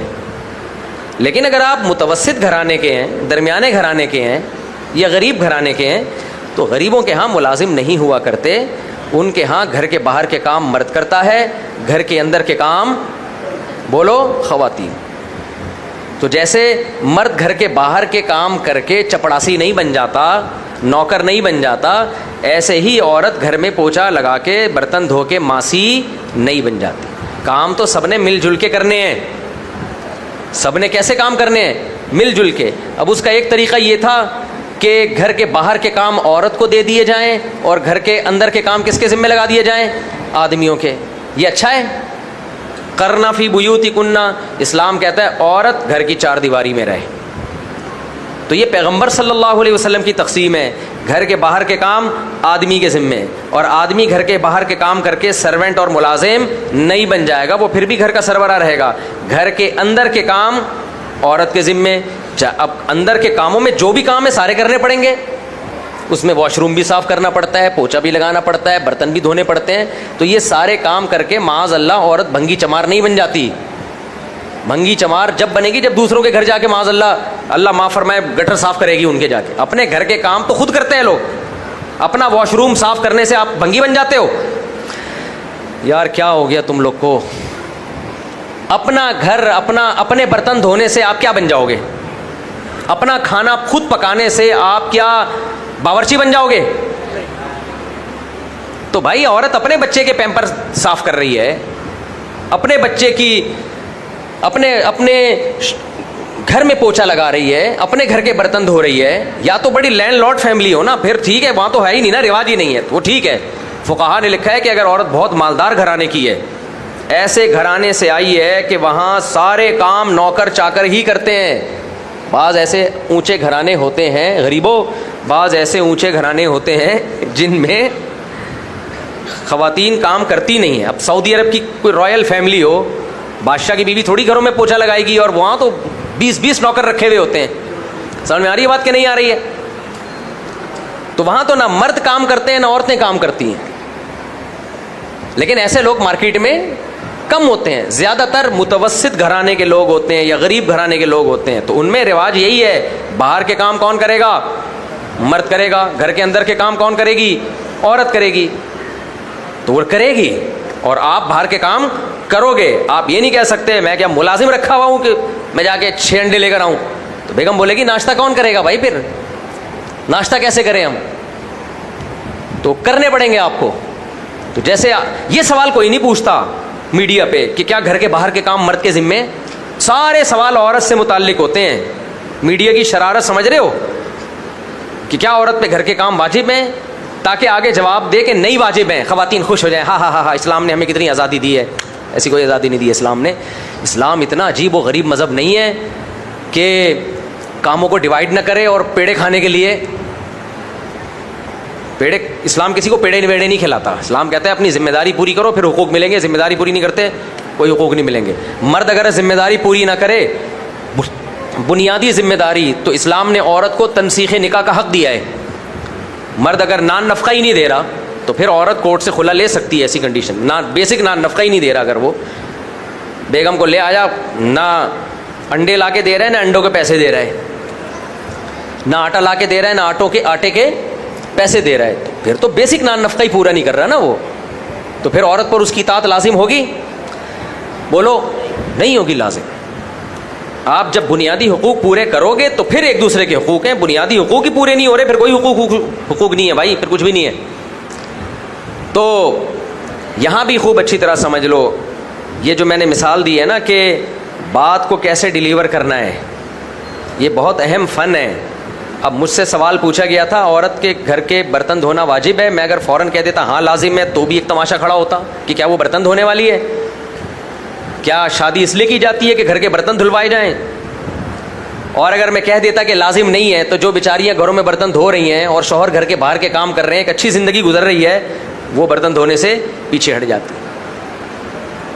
تو اس لیے میں نے جواب یہ دیا جو دیا ہے, ابھی دے چکا ہوں میں جب. بھائی بات برتن دھونے یا پوچھے لگانے کی نہیں ہے, بات یہ ہے کہ ذمہ داریاں ڈیوائیڈ ہیں. گھر کے باہر کے کام مرد کے ذمے, گھر کے باہر اگر گلی میں جھاڑو لگانی پڑے تو مرد جھاڑو لگائے گا. گھر کے باہر فٹ پاتھ پہ جھاڑو لگانی پڑے تو کون لگائے گا؟ مرد. اس پہ پوچھا لگانا پڑے تو کون لگائے گا؟ مرد لگائے گا. سمجھ میں آ رہی ہے بات؟ وہ مرد لگائے گا پوچھا. رفیع بھائی لگاتے رہے ہیں نا, کتنے عرصہ سیڑھیاں دھوتے رہے ہیں مسجد کی, تو یہ کوئی معاذ اللہ کوئی سرونٹ تھوڑی بن گئے. رفیع بھائی بڑے خوش ہوتے ہیں ویسے آج کل. بس ان سے ایک گزارش ہے کہ سوال مختصر پوچھا کریں. ان کے ہاتھ میں مائک آتا ہے تو سوال اتنا لمبا ہو جاتا ہے, لوگ کہتے ہیں بس نیچے کمنٹس میں آیا ہوا ہوتا ہے. آپ سوال کا خلاصہ نکال کے لایا کرو, اور ہر ہفتے نہ پوچھا کرو, 2-4 ہفتے ناغا کر کے. نہیں ہر جائے نا, پھر لوگوں کا جو دور سے آئے ہوئے لوگ ہیں ان کا نقصان ہوتا ہے. نہیں پھر بھی ہوتا ہے. وہ کہتے ہیں ہم نے جو پوچھنا تھا وہ رہ گیا. خیر, رفیع بھائی کو بات سمجھانا, اونٹ کو رکشے میں بٹھانا, استغفر اللہ مذاق کر رہا ہوں یار, بے تکلفی ہے. خیر ہاں انشاءاللہ بالکل ایک دم نہیں. میں 35 پہ وہ ختم کروں گا تاکہ ایک دم سے پھر بہت سے لوگوں کی نماز رہ جاتی ہے. نہیں رہ جائے گی. پچھلی دفعہ ہم نے 40 پہ بیان ختم کیا تھا, آج 35 پہ ختم کر دیں گے. 5 منٹ پیچھے آئے نا, ورنہ ایک دم سے وہ لوگ پھر وہ ہو جاتے ہیں. ٹھیک ہے نا, لوگ ایک دم پھر وہ بہت کی نمازیں رہ جائیں گی. بس بات کو میں سمیٹ کے ختم کرتا ہوں. تو میں یہ بتا رہا تھا کہ جو بیریئر ہوتا ہے نا, بیریئر علماء کے اور عوام کے بیچ میں, جو داعی جتنے بھی داعی ہیں وہ اس بات کا خیال کریں کہ داعی سے عامی آدمی کو وحشت نہ ہو. کیا نہ ہو؟ وحشت کسے کہتے ہیں؟ مشکل لفظ ہے, انسیت اور وحشت. یہ انسیت کا الٹ کیا ہے؟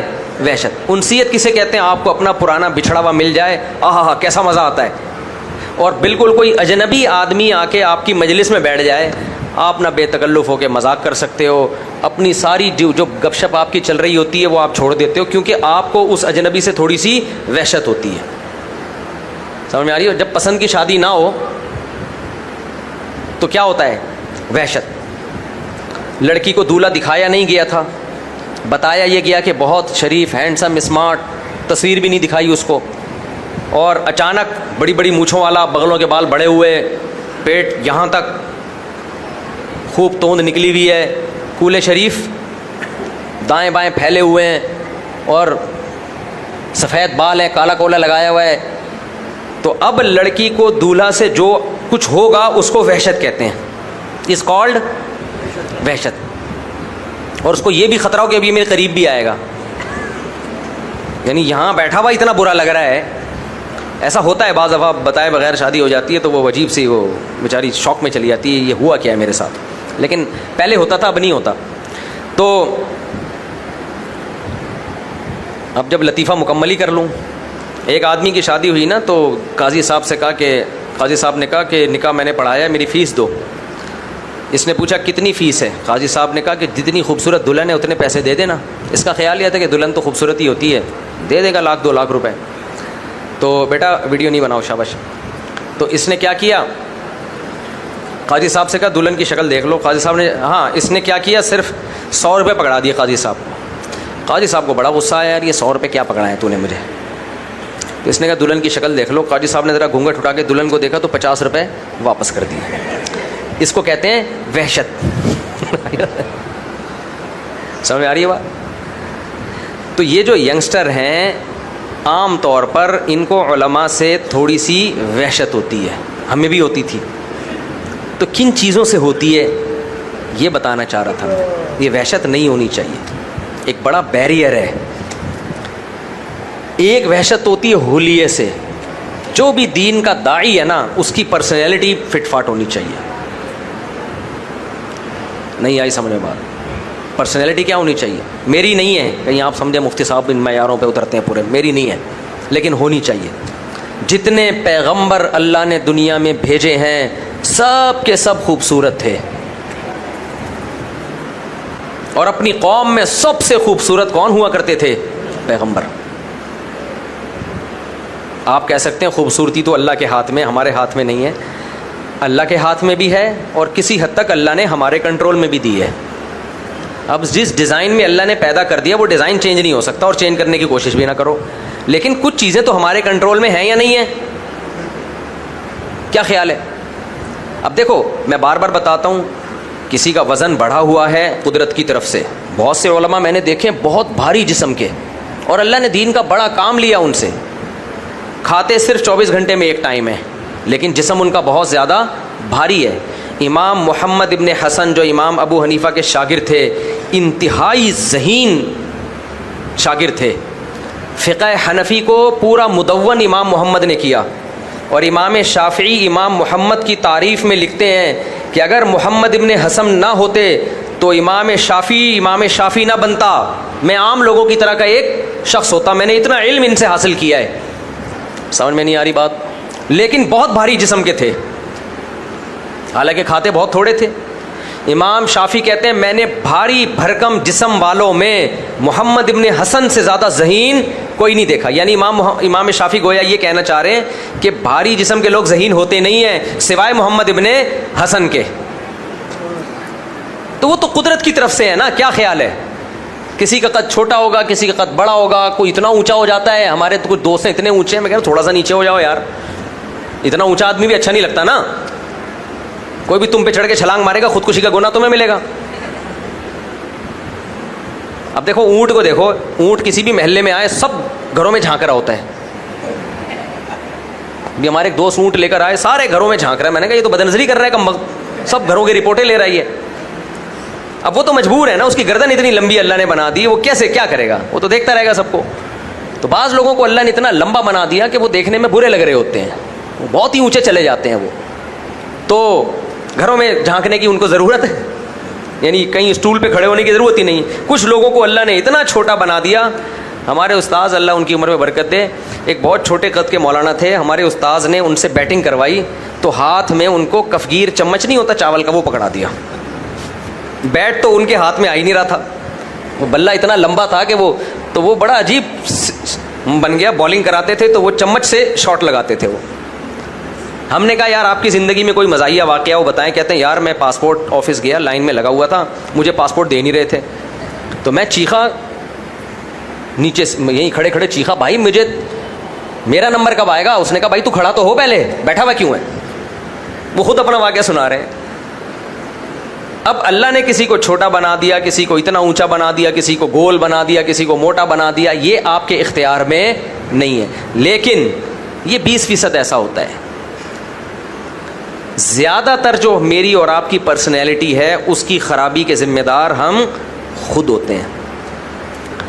کچھ چیزیں ہماری شریعت میں ایسی ہیں جو ہمارے نبی نے خاص تنبیہ کی ہے. ایک یہودی عالم کے پیٹ کو نکلا ہوا دیکھا نبی نے, فرمایا کیا تو نے تورات میں نہیں پڑھا ہے کہ اللہ کو موٹے پیٹ سے نفرت ہے؟ او کما قال صلی اللہ علیہ وسلم. آج مذہبی لوگوں کا شعار بن چکا ہے پیٹ بڑھا ہوا ہونا. میں بار بار بتاؤں اس پیٹ سے وہ پیٹ مراد نہیں ہے جو نیچرلی ہو, قدرتی طور پہ ہوتا ہے بڑھا ہوا. یہ جو یہودی عالم کو آپ نے تنبیہ کی کہ تو نے اتنی بڑی توند رکھی ہوئی ہے, تورات میں اس توند کی مخالفت ہے, تو تورات پر عمل کرتا نہیں ہے, لوگوں کو باتیں بتا رہا ہے جا کے کہ تورات پر عمل کرو. تو یہ وہ والا پیٹ تھا جو کھا کھا کے بولو نا یار بڑا ہو گیا ہو. خود بخود پیٹ بڑا ہوا ہے, وہ قدرت ہے. وہ اس میں تبھی میں یہ اتنی وضاحتیں اس لیے کر رہا ہوتا ہوں کہ میرا کلپ چلا کے کوئی خام خامے ایسا نہ ہو جن کے پیٹ بڑے ہوئے ہیں قدرتی طور پہ, لوگ ان کا مذاق نہ اڑانا شروع کر دیں, تو غلط ہو جائے گا نا. نبی نے جو یہودی عالم کی مخالفت کی, علماء نے لکھا اس سے وہ بڑا ہوا پیٹ مراد ہے جو کھا کھا کے.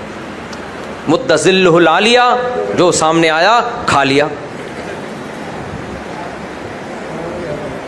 تو داعی کی پرسنالٹی کیا ہونی چاہیے؟ اس کا پیٹ بڑا ہوا, بولو نہ, باریک, دبلا. ایک بہت باریک آدمی, اتنا باریک بھی نہ ہو کہ لوگ سوپ بنا کے پی لیں اس کا. ایک بہت باریک آدمی جا رہا تھا, کسی نے کہا تجھے دیکھ کے ایسا لگتا ہے کہ قحط پڑا ہوا ہے. اس سے پہلے ایک موٹا تازہ آ رہا تھا. کسی نے کہا اس کو دیکھ کے قحط کی وجہ سمجھ میں آ گئی ہے. صحیح ہے. تو میرے بھائی پرسنالٹی دیکھو, نبی کریم صلی اللہ علیہ وسلم نے جتنے سفیر بادشاہوں کے پاس بھیجے ہیں نا داعی بنا کے, ہرقل بادشاہ کے پاس اور نجاشی کے پاس, اور جہاں جہاں بھی آپ نے سفیر بھیجے ہیں, نمائندے بھیجے ہیں, علامہ ابن کثیر رحمہ اللہ نے لکھا ہے ان میں 2 کوالٹی سب میں مشترک تھی, 2 صفات سب میں مشترک, کیونکہ وہ داعی بن کے گئے تھے نا. نمبر 1, بولنے پر عبور تھا ان کو. ایسا نہیں تھا بات کرتے ہوئے گھبرا جائیں, کہنا کیا چاہ رہے ہیں نکل کیا رہا ہے. بلاغت تھی, کانفیڈنس, بولنے میں مہارت. نمبر 2, انتہائی خوبصورت پرسنالٹی تھی ان کی. کیوں؟ جب اس پرسنالٹی کے ساتھ وہ بادشاہ کے سامنے جائیں گے تو پہلا امپریشن ایسا پڑے گا, بادشاہ کانپنا شروع کر دے گا, بھائی لگ رہا ہے کوئی بندہ آیا ہے, بندہ. تو داعی کو جو اس کے اختیار میں ہے, جو اختیار میں نہیں ہے وہ تو ایک الگ بات ہے. ہمارے ہاں داعی کے کپڑے دیکھو, ناڑا دیکھو ادھر کو لٹک رہا ہوگا, ناڑا ادھر کو جا رہا ہوگا, شلوار کا ایک پینچا یہاں جا رہا ہے وہاں جا رہا ہے, کپڑے بغیر اس طریقے ہوتے ہیں. یعنی جو میرے اندر ساری صلاحیتیں ہیں وہی بتا رہا ہوں آپ کو. میں خود کون سا ان چیزوں پہ عمل کرتا ہوں, میں اس لیے تکرار کر رہا ہوں تاکہ اللہ مجھے بھی عمل کی توفیق دے.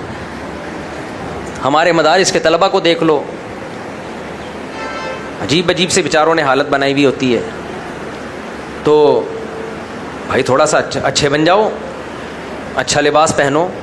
میں جب جاتا ہوں اپنے طلبہ کی ٹوپیاں چیک کرتا ہوں, میں کہتا ہوں یہ گولے گنڈے کی دکانیں ختم کرو, یہاں سے ٹوپی پہنی ہوئی ہے, شیشے لگے ہوئے ہیں اس میں, بس کرو, یہ کون سا گولے گنڈے کی دکان ہے کیا؟ وہ ڈیسنٹ قسم کی ٹوپی پہن لو. سمجھ میں نہیں آ رہی میرا خیال ہے بات. سب سے پہلے میں طلبہ کی ٹوپیاں چیک کرتا ہوں, عجیب عجیب سی ٹوپیاں پہنی ہوئی ہوتی ہیں, کپڑے عجیب عجیب سے, ہولی عجیب عجیب سے, کیا کر رہے ہو یار. تو پرسنالٹی کی اسلام میں بھی بہت زیادہ ویلیو. حضرت عمر کی پرسنالٹی کیسی تھی پتہ ہے نا آپ کو؟ ایسا لمبا قد اور پیٹ کمر سے چپکا ہوا. پیٹ کہاں چپکا ہوا تھا؟ بولو, کمر سے. صحابہ ایسے ہی ہوا کرتے تھے. آج جتنا دیندار ہوگا کھاپے پھوڑتا ہے بہت. کھانا پینا از دا نیم آف اسلام بن چکا ہے. کھانا پینا کیا بن چکا ہے؟ ابھی دیکھ لو آپ, محرم آئے گا, حلوے, وہ محرم کی سبیلیں بھی پھوڑیں گے اور حلیم بھی پھوڑیں گے. ربیع الاول میں جو مسلمان دیگے کھاتا ہے نا, بھینس کہتی ہے کہ کھاتا تو ہے اور بدنام میں ہوں. اور ایک غلط حدیث مشہور کی بھی ہے, میٹھا کھانا سنت ہے. کوئی سنت نہیں ہے بھائی. ہمارے نبی نے تو جو کی روٹی کھائی ہے جس میں سب سے کم شوگر ہوتی ہے. آپ جو کی روٹی کھاؤ چلا نہیں جائے گا آپ سے, شوگر ایسا لگتا ہے ڈاؤن ہو گئی ہے. تو یہ بیریئر ہیں جو عوام میں اور دیندار طبقے میں رکاوٹ کا سبب بنتے ہیں. اور جب غیر مسلم کو دیکھو گے, کوئی موٹیویشنل اسپیکر ہوگا غیر مسلم ہوگا, اس کی پرسنالٹی ایسی ٹائٹ ہوگی, ایسا ٹھش پھش کانفیڈنس کے ساتھ بات کر رہا ہوگا, چل رہا ہوگا. میں نے بعض مدرسوں میں دیکھا ہے, سب جگہ نہیں الحمدللہ, ہمارے مدرسوں میں اساتذہ محنت بہت کرتے ہیں. یہ چیز میں نے دیکھی ہے, یہ مجھے یونیورسٹیوں میں نظر نہیں آئی. ہمارے مدرسوں میں نا تعلیم میں ٹرخانے والا کام نہیں ہے. یہ تو میں اپنی آنکھوں سے میں نے مشاہدہ کیا ہے. ہر ٹیچر محنت کرتا ہے اور محنت سے پڑھاتا ہے. میں صرف پرسنالٹی کی بات کر رہا ہوں. یونیورسٹیوں میں کیا ہے, محنت نہیں ہے, پرسنالٹی پہ سارا چل رہا ہے سیٹ اپ. تو یہ جو بیریئر ہے نا, اس بیریئر میں ایک چیز کیا ہے, پرسنالٹی. دوسری ہے زبان, جو میں ٹاپک لے کے چلا تھا. زبان سے گاڑھا پن ختم کرو. اردو کو عربی میں مت بولو, اردو کو کس میں بولو؟ اردو میں بولو. احترام چھوڑ دو, آپ احترام, حرام چھوڑ دو. اردو میں کیا چلتا ہے؟ حرام ہے. سمجھ میں آ رہی ہے بات؟ اور علماء جب یہ کوئی مولوی صاحب مسجد کا چندہ کھا رہے ہو نا، عام طور پہ نہیں کھاتے لیکن کچھ مولانا کھاتے بھی ہیں، تو جب آپ ان کو تنبیہ کرو گے کہ حضرت یہ غلط ہے، تو کہتے ہیں علماء کا احترام نہیں ہے تمہارے دلوں میں. بہت گاڑی عربی نکالتے ہیں، علماء کا احترام نہیں ہے. تو آپ بولو بھائی علماء کا احترام اپنی جگہ، پیسوں کا حساب دیتے ہیں آپ، پیسوں کا بولو حساب. اس دن جو ایک بندہ 1 کروڑ روپے دے کے گیا، امام صاحب آپ نے رسید نہیں کاٹی اس کی، اور الگ سے رسید کیوں بنائی گئی آپ نے، وغیرہ وغیرہ بہت ساری چیزیں 2 نمبریاں چل رہی ہوتی ہیں ماشاءاللہ، پوچھ نہیں سکتا. تو یہ بھی ایک بہت بڑی رکاوٹ ہے، لینگویج بیریئر جسے کہا جاتا ہے، زبان قریب نہیں آنے دیتی. جو زبانیں استعمال کی جاتی ہیں داعی کی طرف سے، جو مشکل الفاظ وہ استعمال کر رہا ہوتا ہے. اب استعمال ہے اردو میں، استعمال نہیں ہے. لفظ تو عربی میں استعمال ہی ہے، اردو میں کیا ہے؟ استعمال. بس اتنا کافی ہے. تو یہ بیان میرا زیادہ طلبہ کے لیے زیادہ ہے، آپ لوگوں کے لیے کم ہے، لیکن میرا خیال ہے آپ لوگ بھی تائید کریں گے کہ بات ٹھیک ہے. بات کیا ہے؟ ٹھیک ہے. یہ تو اس سے اب دیکھو، ایک دفعہ ہمیں رینجرز والوں نے بلایا سب علماء کو. بس آخری بات کر کے بیان ختم کرتا ہوں. سیکیورٹی کے چند سال پہلے بڑے معاملات چل رہے تھے، تو کراچی کے رینجرز آفیسر نے سارے مذہبی رہنماؤں کو بلایا، سیکیورٹی کے حالات پہ ہم مشورہ کرتے ہیں وغیرہ وغیرہ. میں بھی چلا گیا. میں نے وہاں جا کے دیکھا، جب وہ رینجر کے آفیسر کچھ مشورہ لے رہے ہیں نا کہ آپ بتائیں کیا کرنا ہے. اب جیسے مجھ سے پوچھا بتائیں کیا کرنا ہے، میں نے بتایا کہ بھئی یہ حالات ہیں، اس میں یہ سجیشن ہے، یہ ہونا چاہیے وغیرہ، ختم. آپ بتائیں کیا کرنا ہے. نحمده ونصلي على رسوله الكريم اما بعد فاعوذ بالله من الشيطان الرجيم بسم الله الرحمن الرحيم وما آتاكم الرسول فخذوه وما نهاكم عنه فانتهوا صدق الله مولانا العظيم ونفعنا وإياكم لما فيه من الآيات والذكر الحكيم. آگے بھی پورا سمجھ لو. جناب محترم، جناب رینجرز کے آفیسر صاحب، آپ نے ہمیں ہیڈ کوارٹر میں بلایا. میں نام بھی بتا سکتا ہوں کس مولوی کی بات کر رہا ہوں، لیکن وہ پھر غیبت ہو جائے گی. آپ نے ہمیں بلایا. سب سے پہلے تو ہم آپ کے شکر گزار ہیں اور امید کرتے ہیں اسی طرح انشاءاللہ آپ ہمیں دعوت دیتے رہے. جناب محترم، میرا دل چاہتا رکھ کے چماٹ ماروں، میرا ٹائم نہیں ہے، مجھے فون آ رہے ہیں گھر سے، تو فارغ ہے بھائی، تیری 1 بیوی ہے 2 بچے ہیں، ہم نے اتنا بڑا کنبا سنبھالا ہوا ہے یار، اور بھی دنیا میں ہمیں غم ہے. تو اس کے بعد میں نے توبہ کی، میں نے کہا بھائی میں نہیں جاؤں گا اس مجلس میں یار، میں دوبارہ نہیں جاؤں گا. یہ ایک کی رپورٹ ہے، باقی 10 نے جب کہا ہوگا تو سوچو کیا حال ہوا ہوگا. مستی سے تیرا ساقی کیا حال ہوا ہوگا جب تو نے یہ میں ظالم شیشے میں بھری ہوگی. یار شعر بڑا ٹائٹ ہے یار، آئے ہائے ہائے شعر بڑا ٹائٹ. ساقی کہتے ہیں شراب پلانے والے کو، اور میں کہتے ہیں شراب کو. تو شرابی نا شراب کی بڑی بڑی تعریفیں کر رہے ہوتے ہیں، تو ہم یہ شراب پہ نہیں، ہم یہ اللہ کی محبت کی شراب مراد ہے. تو ساقی کہتا ہے، وہ شرابی کہتا ہے مستی سے تیرا ساقی اے شراب پلانے والے، جب تو نے یہ میں بوتل میں بھری ہوگی تو تیرا مستی میں حال کیا ہوگا. یعنی شرابی کہتا ہے شراب پینے کا اپنا مزہ ہے، اس کو بوتل میں بھرنے کا اپنا مزہ ہے. مستی میں تیرا ساقی کیا حال ہوا ہوگا جب تو نے یہ میں ظالم بوتل میں بھری ہوگی. تو مجھے وہ اس پہ یہ یاد آ رہا ہے کہ اس کو ایسے مولانا کو، سب ایسے نہیں تھے، ان کو بولنے کا موقع مل جائے نا بس، تو ایسا لگتا ہے کہ ان پہ وہی مستی چڑھتی ہے جو ساقی کو بوتل بھرتے ہوئے مستی چڑھ رہی ہوتی. کہتے ہیں ہمارے ہاتھ میں مائک آ گیا، اب بولو، بات کو طول دو تاکہ پتہ چلے ہم نے کچھ بولا ہے. بھائی جتنی بات پوچھیے ٹو دا پوائنٹ جواب دو پتلی گلی سے. اب دیکھو میرے پاس ایک دفعہ فون آیا، میں نے اسپیکر آن کیا ہوا تھا، میرے بڑے بھائی بھی بیٹھے ہوئے تھے اور بھی لوگ بیٹھے ہوئے تھے، اسپیکر آن کیا ہوا تھا. میں ملتان سے بات کر رہا ہوں. میں نے کہا جی فرمائیے. کہہ رہے میری بیوی بھاگ گئی ہے، میں کیا کروں. میں نے کہا پولیس کو بتائیں. ختم، بات ختم. کہہ رہے میری بیوی بھاگ گئی ہے، میں کیا کروں. میں نے کہا پولیس کو بتائیں. ختم. ایک دم جو 2-4 لوگ بیٹھے ہوئے تھے جیسے بیٹ سے اچھل کے ہنسے ہیں نا، کہہ رہے یار یہ کیا. ختم، بات ختم. بھائی یہ میرا ٹاپک تھوڑی تیری بیوی بھاگ گئی ہے تو میں کہاں سے لے کر آؤں گا یار. اچھا ایک بندہ بیٹھا ہوا تھا، اس نے کہا کہاں. مجھ سے پوچھ رہے کہاں بھاگی. میں نے کہا دوبارہ کال کر کے پوچھتا ہوں کدھر بھاگی ہے. ایک بندہ ہے وہ فارغ گھوم رہا ہے آج کل. خیر یہ تو بہت ہی شارٹ ہو گیا, اس میں مشورہ بھی دیا جا سکتا ہے. بیوی بھاگ گئی ہے تو صبر کرو, شکر بھی کر سکتے ہو. اگر گہرائی میں جا کے غور کرو تو یہ صبر کے بجائے کس کا موقع ہے؟ شکر کا موقع ہے. یعنی بہت ساری اس میں سوچنے کی چیزیں ہیں. خیر یہ تو میں ایک مثال دے رہا تھا. تو دین کی دعوت کا جو بھی کام کرنے والے لوگ ہیں ان کو حرام اور علماء اور یہ جو ہے نا یہ سب چیزیں اردو کو اردو میں رکھیں, اردو کو تبدیل کرنے کی کائنڈلی کوشش نہ کریں. یہ دین کے جو تبلیغ میں لگتے ہیں وہ بھی یہی شروع کر دیتے ہیں, وہ بھی اسی قسم کی اردو بولنا شروع کر دیتے ہیں. یہ بیریئر ہے, کیونکہ میں نوجوانوں کی نفسیات سمجھتا ہوں. یہ بیریئر ہے, اس سے وہ پیچھے ہٹتے ہیں, کہتے ہیں یار پتہ نہیں کیا بول رہے ہیں. بہت سے اسکالر ہیں غلط باتیں کر رہے ہوتے ہیں لیکن ان کی زبان اتنی آسان ہوتی ہے کہ غلط باتیں بھی چل جاتی ہیں مارکیٹ میں. اللہ عمل کی توفیق عطا فرمائے. وما علینا الا البلاغ. میرے دوست ایان کا آپ سے سوال ہے کہ کیا لوڈو کھیلنا حرام ہے, حلال جائز ہے؟ دعا کرنے کا کیا طریقہ ہے؟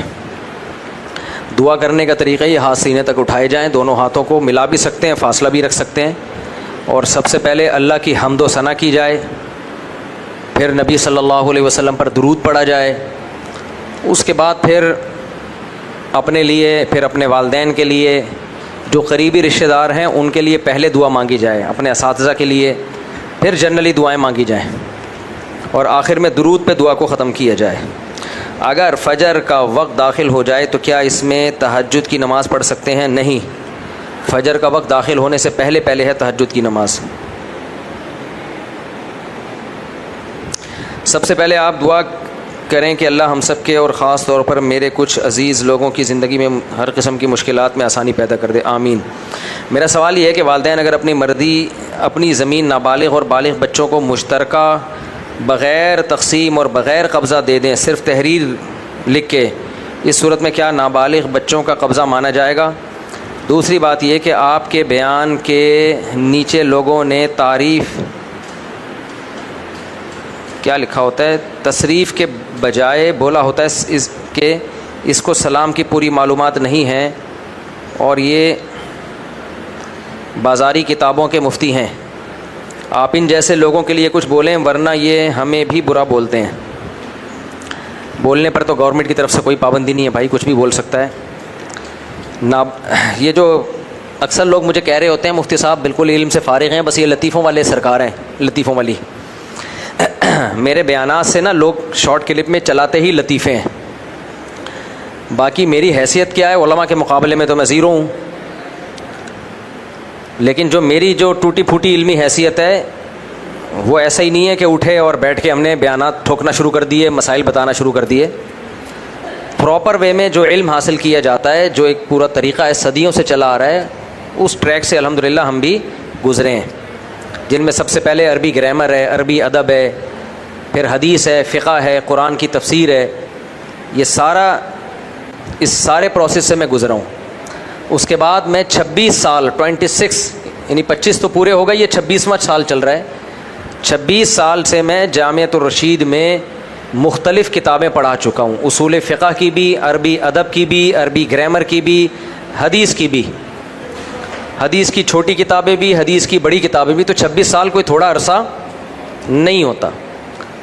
اور جامعۃ الرشید کے شیخ الحدیث ہیں حضرت مفتی محمد صاحب, اصل استاذ تو وہ ہیں بخاری کے, لیکن 3-4 سال سے بخاری کے کچھ اسباق بھی میں پڑھا رہا ہوں. مشکات کئی سال سے پڑھا رہا ہوں. مشکات بھی ایک بہت بڑی کتاب سمجھی جاتی ہے. میرا مقصد شو مارنا نہیں ہے, میرا مقصد صرف یہ بتانا ہے کہ کچھ لوگ ہمارے جب ہم کوئی مسئلہ بتا رہے ہوتے ہیں نا تو ان کو اصل میں وہ مسئلہ پسند نہیں آ رہا ہوتا, ان کی مرضی کے خلاف ہوتا ہے مسئلہ. تو پھر وہ الزام لگا دیتے ہیں اس شخص پہ جو مسئلہ بتانے والا ہے کہ یہ فارغ ہے, یہ تو صرف شادیوں پہ بیان کرنا جانتا ہے, یہ تو صرف بیانات میں لطیفے سنانا جانتا ہے. اس لیے بیک گراؤنڈ میں تھوڑا سا اپنا بتا رہا ہوں. باقی علماء کے مقابلے میں تو ہمارے کیا 26 کیا 48 سال بھی ہو جائیں پڑھاتے ہوئے, ہماری کوئی حیثیت نہیں ہے. باقی جو مسائل کا کام ہے دارالافتاء والارشاد, وہ بھی میں 26 سال سے وہ کام کر رہا ہوں. اور مسائل کا مطلب یہ نہیں ہوتا ادھر مسئلہ آیا ادھر پھینک دی لمبی سی, جیسے آج کل کے اسکالر ہیں, ادھر مسئلہ آیا ادھر ٹھک کر کے ان کے پاس جواب ہوتا ہے, حالانکہ ان کی کوئی تحقیق نہیں ہوتی. ہمارے ہاں تحقیق کا اصول ہوتا ہے, مسئلہ جب آتا ہے تو وہ نیا مسئلہ نہیں ہوتا, صدیوں سے وہ مسئلہ چلا آ رہا ہوتا ہے امت میں, اس پہ پہلے سے ریسرچ ہو چکی ہوتی ہے.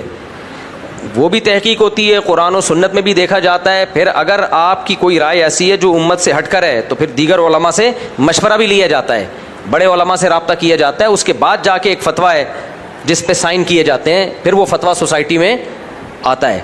تو چونکہ یہ نئے نئے اسکالر ان میں سے کچھ بھی نہیں آتا, اس لیے مفتیان کرام کے خلاف پروپیگنڈا کرتے ہیں کہ ہم مفتی سے مسئلہ کیوں پوچھیں بھائی, دین کا مسئلہ تو کوئی بھی بتا سکتا ہے. یہ بالکل غلط ہے, دین کا مسئلہ ہر ایک نہیں بتا سکتا. اگر ہر ایک بتا سکتا ہے تو پھر پوچھتا کیوں ہے, خود ہی بتا دے نا. پوچھنے والا علماء سے پوچھ کیوں رہا ہے, ہر ایک میں تو وہ خود بھی داخل ہے نا, خود بتا دے. آپ کہہ سکتے ہو تحقیق نہیں ہوتی, تو کر لے تحقیق انٹرنیٹ پہ جا کے. اس کو پتہ ہے تحقیق کرنا آسان کام نہیں ہے. دین میں دو طرح کے مسائل ہیں, کچھ تو بہت آسان ہیں جن کا عقیدے سے تعلق ہے, کچھ مسائل ہیں گہرائی میں جا کے حل کرنے والے, وہ ہر آدمی کا کام نہیں ہے. وہ اس کے لیے مفتیان کرام کا ہونا ضروری ہے. اور مفتی کا مطلب خود سے مفتی نہ لگا دے اپنے نام کے ساتھ, اس کے بڑوں کی طرف سے جو پہلے سے فتوے میں ماہر ہیں ان کی طرف سے اس کو پرمیشن ملی ہو. مجھے 2011 میں اپنے بڑوں کی طرف سے پرمیشن مل گئی تھی کہ آپ اپنے اسٹیمپ کے ساتھ بھی فتویٰ دے سکتے ہو, لیکن پھر بھی میں نے نہیں دیا. 2011 کے بعد یعنی مجھے پرمیشن مل گئی تھی کہ آپ اپنا دارالافتاء کھول سکتے ہو. اب بڑوں نے اعتماد کیا نا کہ کوئی سوال آپ کے پاس آئے, جواب لکھ کے اپنے سائن اور اپنے اسٹیمپ کے ساتھ آپ فتویٰ دے سکتے ہو. بڑے آپ کو اتھارٹی دیں گے تو آپ یہ کام کرو گے. ہمارے یہاں جو آج کل مارکیٹ میں نئے نئے اسکالر آ رہے ہیں, کسی بڑے کی طرف سے پرمیشن ان کو نہیں چاہیے ہوتی, اپنے ہی منہ میاں مٹھو بنے ہوتے ہیں. کوئی ادارہ نہیں ہوتا ان کے پیچھے, بس میں ہی ہوں سب کچھ. ہمارے یہاں مدرسوں میں ایسا نہیں ہے. جو پہلے سے بڑے ہیں, سینئر ہیں, وہ آپ کو اس قابل سمجھیں گے تو آپ کو پرمیشن دیں گے. تو مجھے یہ پرمیشن ہمارے استاذ کی طرف سے کب ملی تھی؟ 2011 میں, یعنی 11 سال فتوے کا کام کرنے کے بعد ملی تھی کہ آپ اپنا دارالافتاء اپنی مسجد میں کھول سکتے ہو. دارالافتاء کا مطلب وہاں ڈاک آئے گی, آپ اپنے. پھر بھی میں نے نہیں کیا کیونکہ مجھے ڈر لگتا تھا, فتوے پہ سائن کرتے ہوئے ڈر لگتا تھا, دستخط اسٹیمپ لگاتے ہوئے ڈر لگتا تھا کہ یار کوئی مسٹیک نہ ہو جائے مجھ سے. تو بھی میں یہی کرتا تھا, فتویٰ جامعۃ الرشید میں بھیجتا تھا. میں جواب لکھا لیکن اسٹیمپ وہاں کی لگے گی. لیکن پھر وہاں رش اتنا بڑھ گیا تو اب جا کے 2026 میں ہم نے دارالافتاء بنایا ہے. یعنی 2011 میں اجازت ملی, پھر بھی مجھ میں ہمت نہیں ہو رہی تھی کہ یار کیسے ہم, کوئی خدا نہ خواستہ کوئی غلطی ہو جائے تو سوال پوچھنے والا تو کہہ دے گا ان سے پوچھا تھا, گناہ کس کی گردن پہ ہوگا؟ ہماری گردن پہ. تو میں سارے سوال وہیں بھیج دیا کرتا تھا. تو اب جا کے 2026 میں کیونکہ سوالات کا برڈن بہت زیادہ ہے جامعۃ الرشید پہ بھی, تو پھر ہم نے اب اپنا دارالافتاء کھولا ہے. ابھی 15 دن بھی نہیں ہوئے ہیں اس کو افتتاح ہوئے ہوئے. تو اب یہاں سے باقاعدہ جو لوگ آ رہے ہیں سوال ہو میری اسٹیمپ کے ساتھ, پھر دستخط کے ساتھ, وہ مسائل ہم نے جاری کرنا شروع کیے ہیں. تو 26 سال یہ کام کرنے کے بعد, جس میں 8-10 سال پڑھائی ہے اور 26 سال پریکٹس ہے. آج کل کے اسکالر ہیں ایسے, علماء کے علاوہ کی بات کر رہا ہوں, کچھ بھی نہیں آتا, 4 کتابیں پڑھ لی ہیں, کسی نے سیرت کی چند کتابیں پڑھی وہ مفتی بن گیا. عربی تو اکثر کو آتی نہیں ہے, عربی میں ایک عبارت نہیں پڑھ سکتے یہ لوگ. کسی نے کسی کا کلپ دیکھا تو وہ مفتی بن گیا. تو یہ تھوڑی ہوتا ہے یار, مذاق بنایا ہوا ہے دین کو. اس لیے پراپر وے میں آپ, جب تک کوئی پراپر مفتی نہ ہو اس کے بغیر آپ مسئلہ پوچھیں گے تو اس مسئلے پر عمل کرنا آپ کے لیے جائز نہیں ہوگا. باقی جو انہوں نے سوال پوچھا ہے کہ نابالغ اور بالغ بچوں کو مشترکہ زمین دی, خوب سمجھ لو, مسئلہ سمجھو اچھی طریقے سے. جب بھی آپ کسی کو کوئی گفٹ دیتے ہیں, میں آسان لفظوں میں سمجھا رہا ہوں تاکہ پیچیدہ نہ ہو. علماء کو تو اس سے تو کسی اور لب و لہجے میں یعنی کسی اور اس ٹرم میں اصطلاحات میں بات کی جاتی ہے. عوام کی مینٹیلیٹی پہ آ کے مشکل مسائل سمجھانا بڑا مشکل ہوتا ہے. دیکھو شریعت کا ایک اصول ہے کہ جب آپ کسی کو کوئی چیز گفٹ کرتے ہیں تو قبضہ دینا ضروری ہے. قبضے کے بغیر وہ ہبہ مکمل نہیں ہوتا. مثال کے طور پر, یہ ہمیشہ کے لیے مسئلہ یاد رکھ لیں, اس پہ کلپ بنا کے چلا دینا, چلائیں گے پھر بھی نہیں, مجھے یاد ہی نہیں رہتا. میں یہ کہتا ہوں یہ گھڑی میں نے بھائی صاحب کو گفٹ کر دی, یہ میں نے کہہ دیا کہ گھڑی آج سے کس کی ہوئی؟ ان کی ہوئی. یہ کہا اور میں اللہ نہ کرے مر گیا. اب آپ بتاؤ یہ گھڑی ان کی ہوگی یا اس میں وراثت جاری ہوگی؟ بولو. وراثت, یہ میرے وارثوں کی ہوگی. وجہ کیا ہے؟ یہ ہبہ ہے, گفٹ ہے.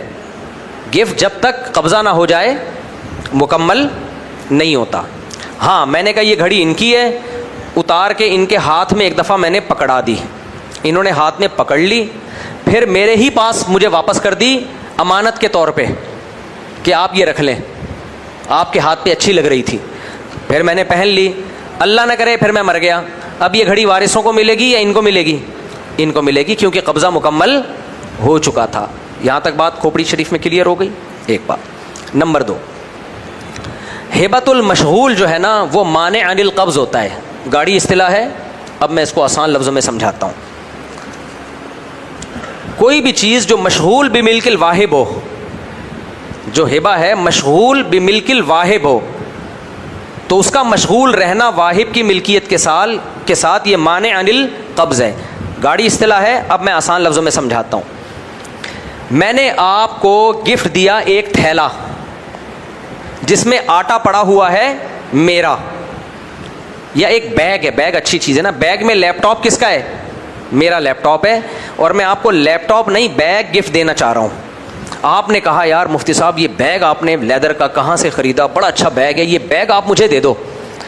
بیگ میں لیپ ٹاپ کس کا رکھا ہوا ہے؟ میرا. میں نے لیپ ٹاپ گفٹ نہیں دیا, میں نے صرف آپ کو بیگ گفٹ دیا اور آپ کے قبضے میں دے دیا, لیکن لیپ ٹاپ اس میں کس کا ہے؟ بولو, میرا ہے.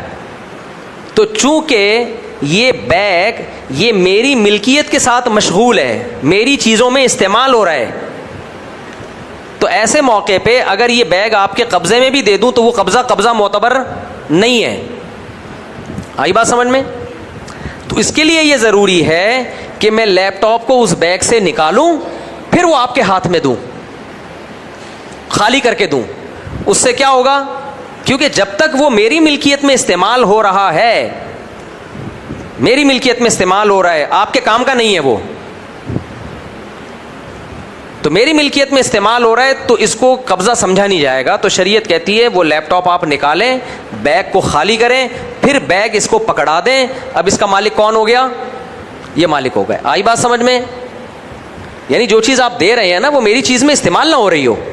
ہاں اگر میں لیپ ٹاپ سمیت بیگ پکڑا دیتا ہوں,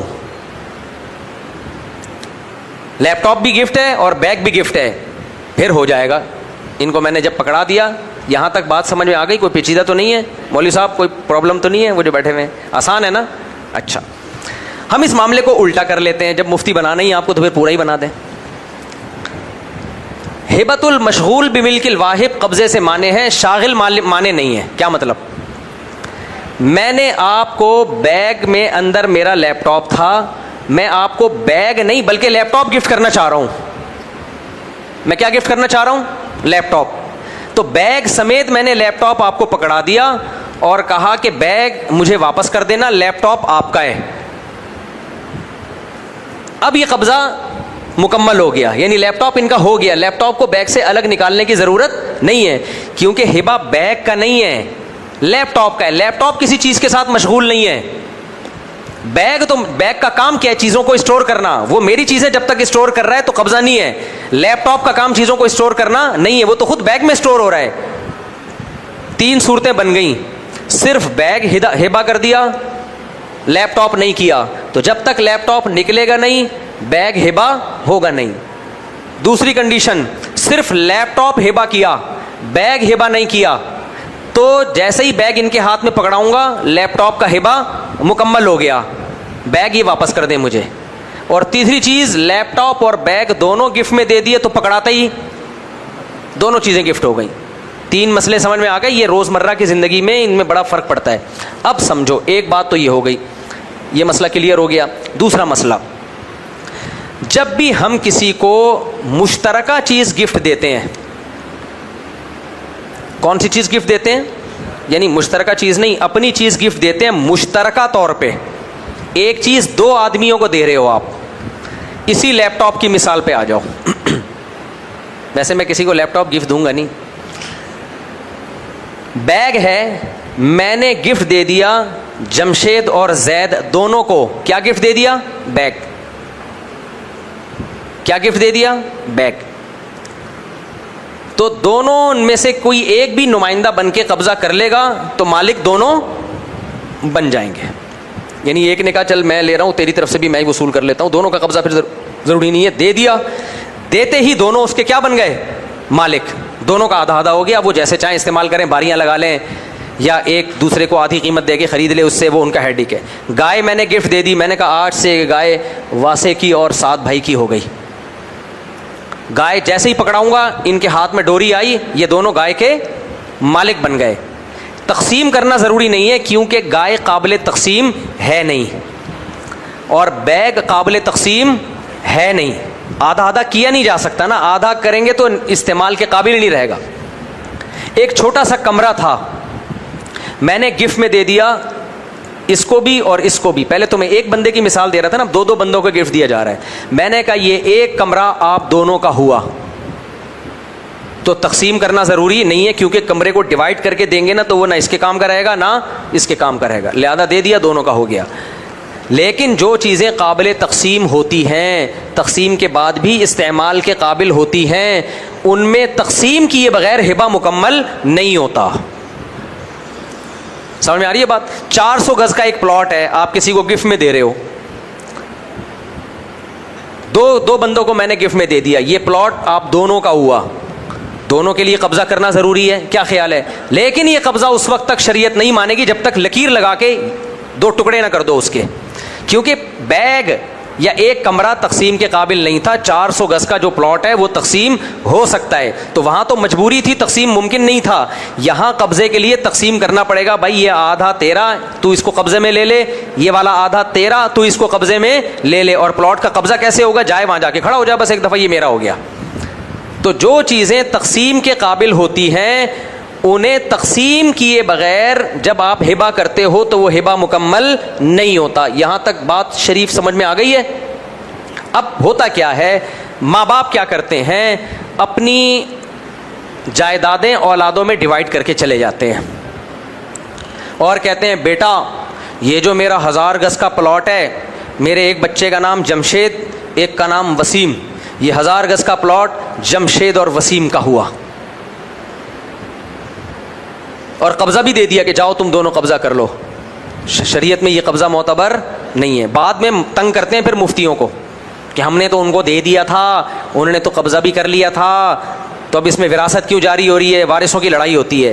کسی مدرسے سے فتویٰ لیتے ہیں تو مدرسے والے کہتے ہیں بھائی ایک پلاٹ 2 بیٹوں میں ڈیوائیڈ کیا ہے، 2 بیٹوں کو گفٹ میں دیا ہے، تو اس کو ڈیوائیڈ کرنا ضروری تھا کیونکہ یہ مشاع چیز کا ہبہ ہے، اور مشاع چیز کا ہبہ ان چیزوں میں جو تقسیم کے قابل ہوں وداؤٹ تقسیم جائز نہیں ہے. آئی بات کھوپڑی شریف میں؟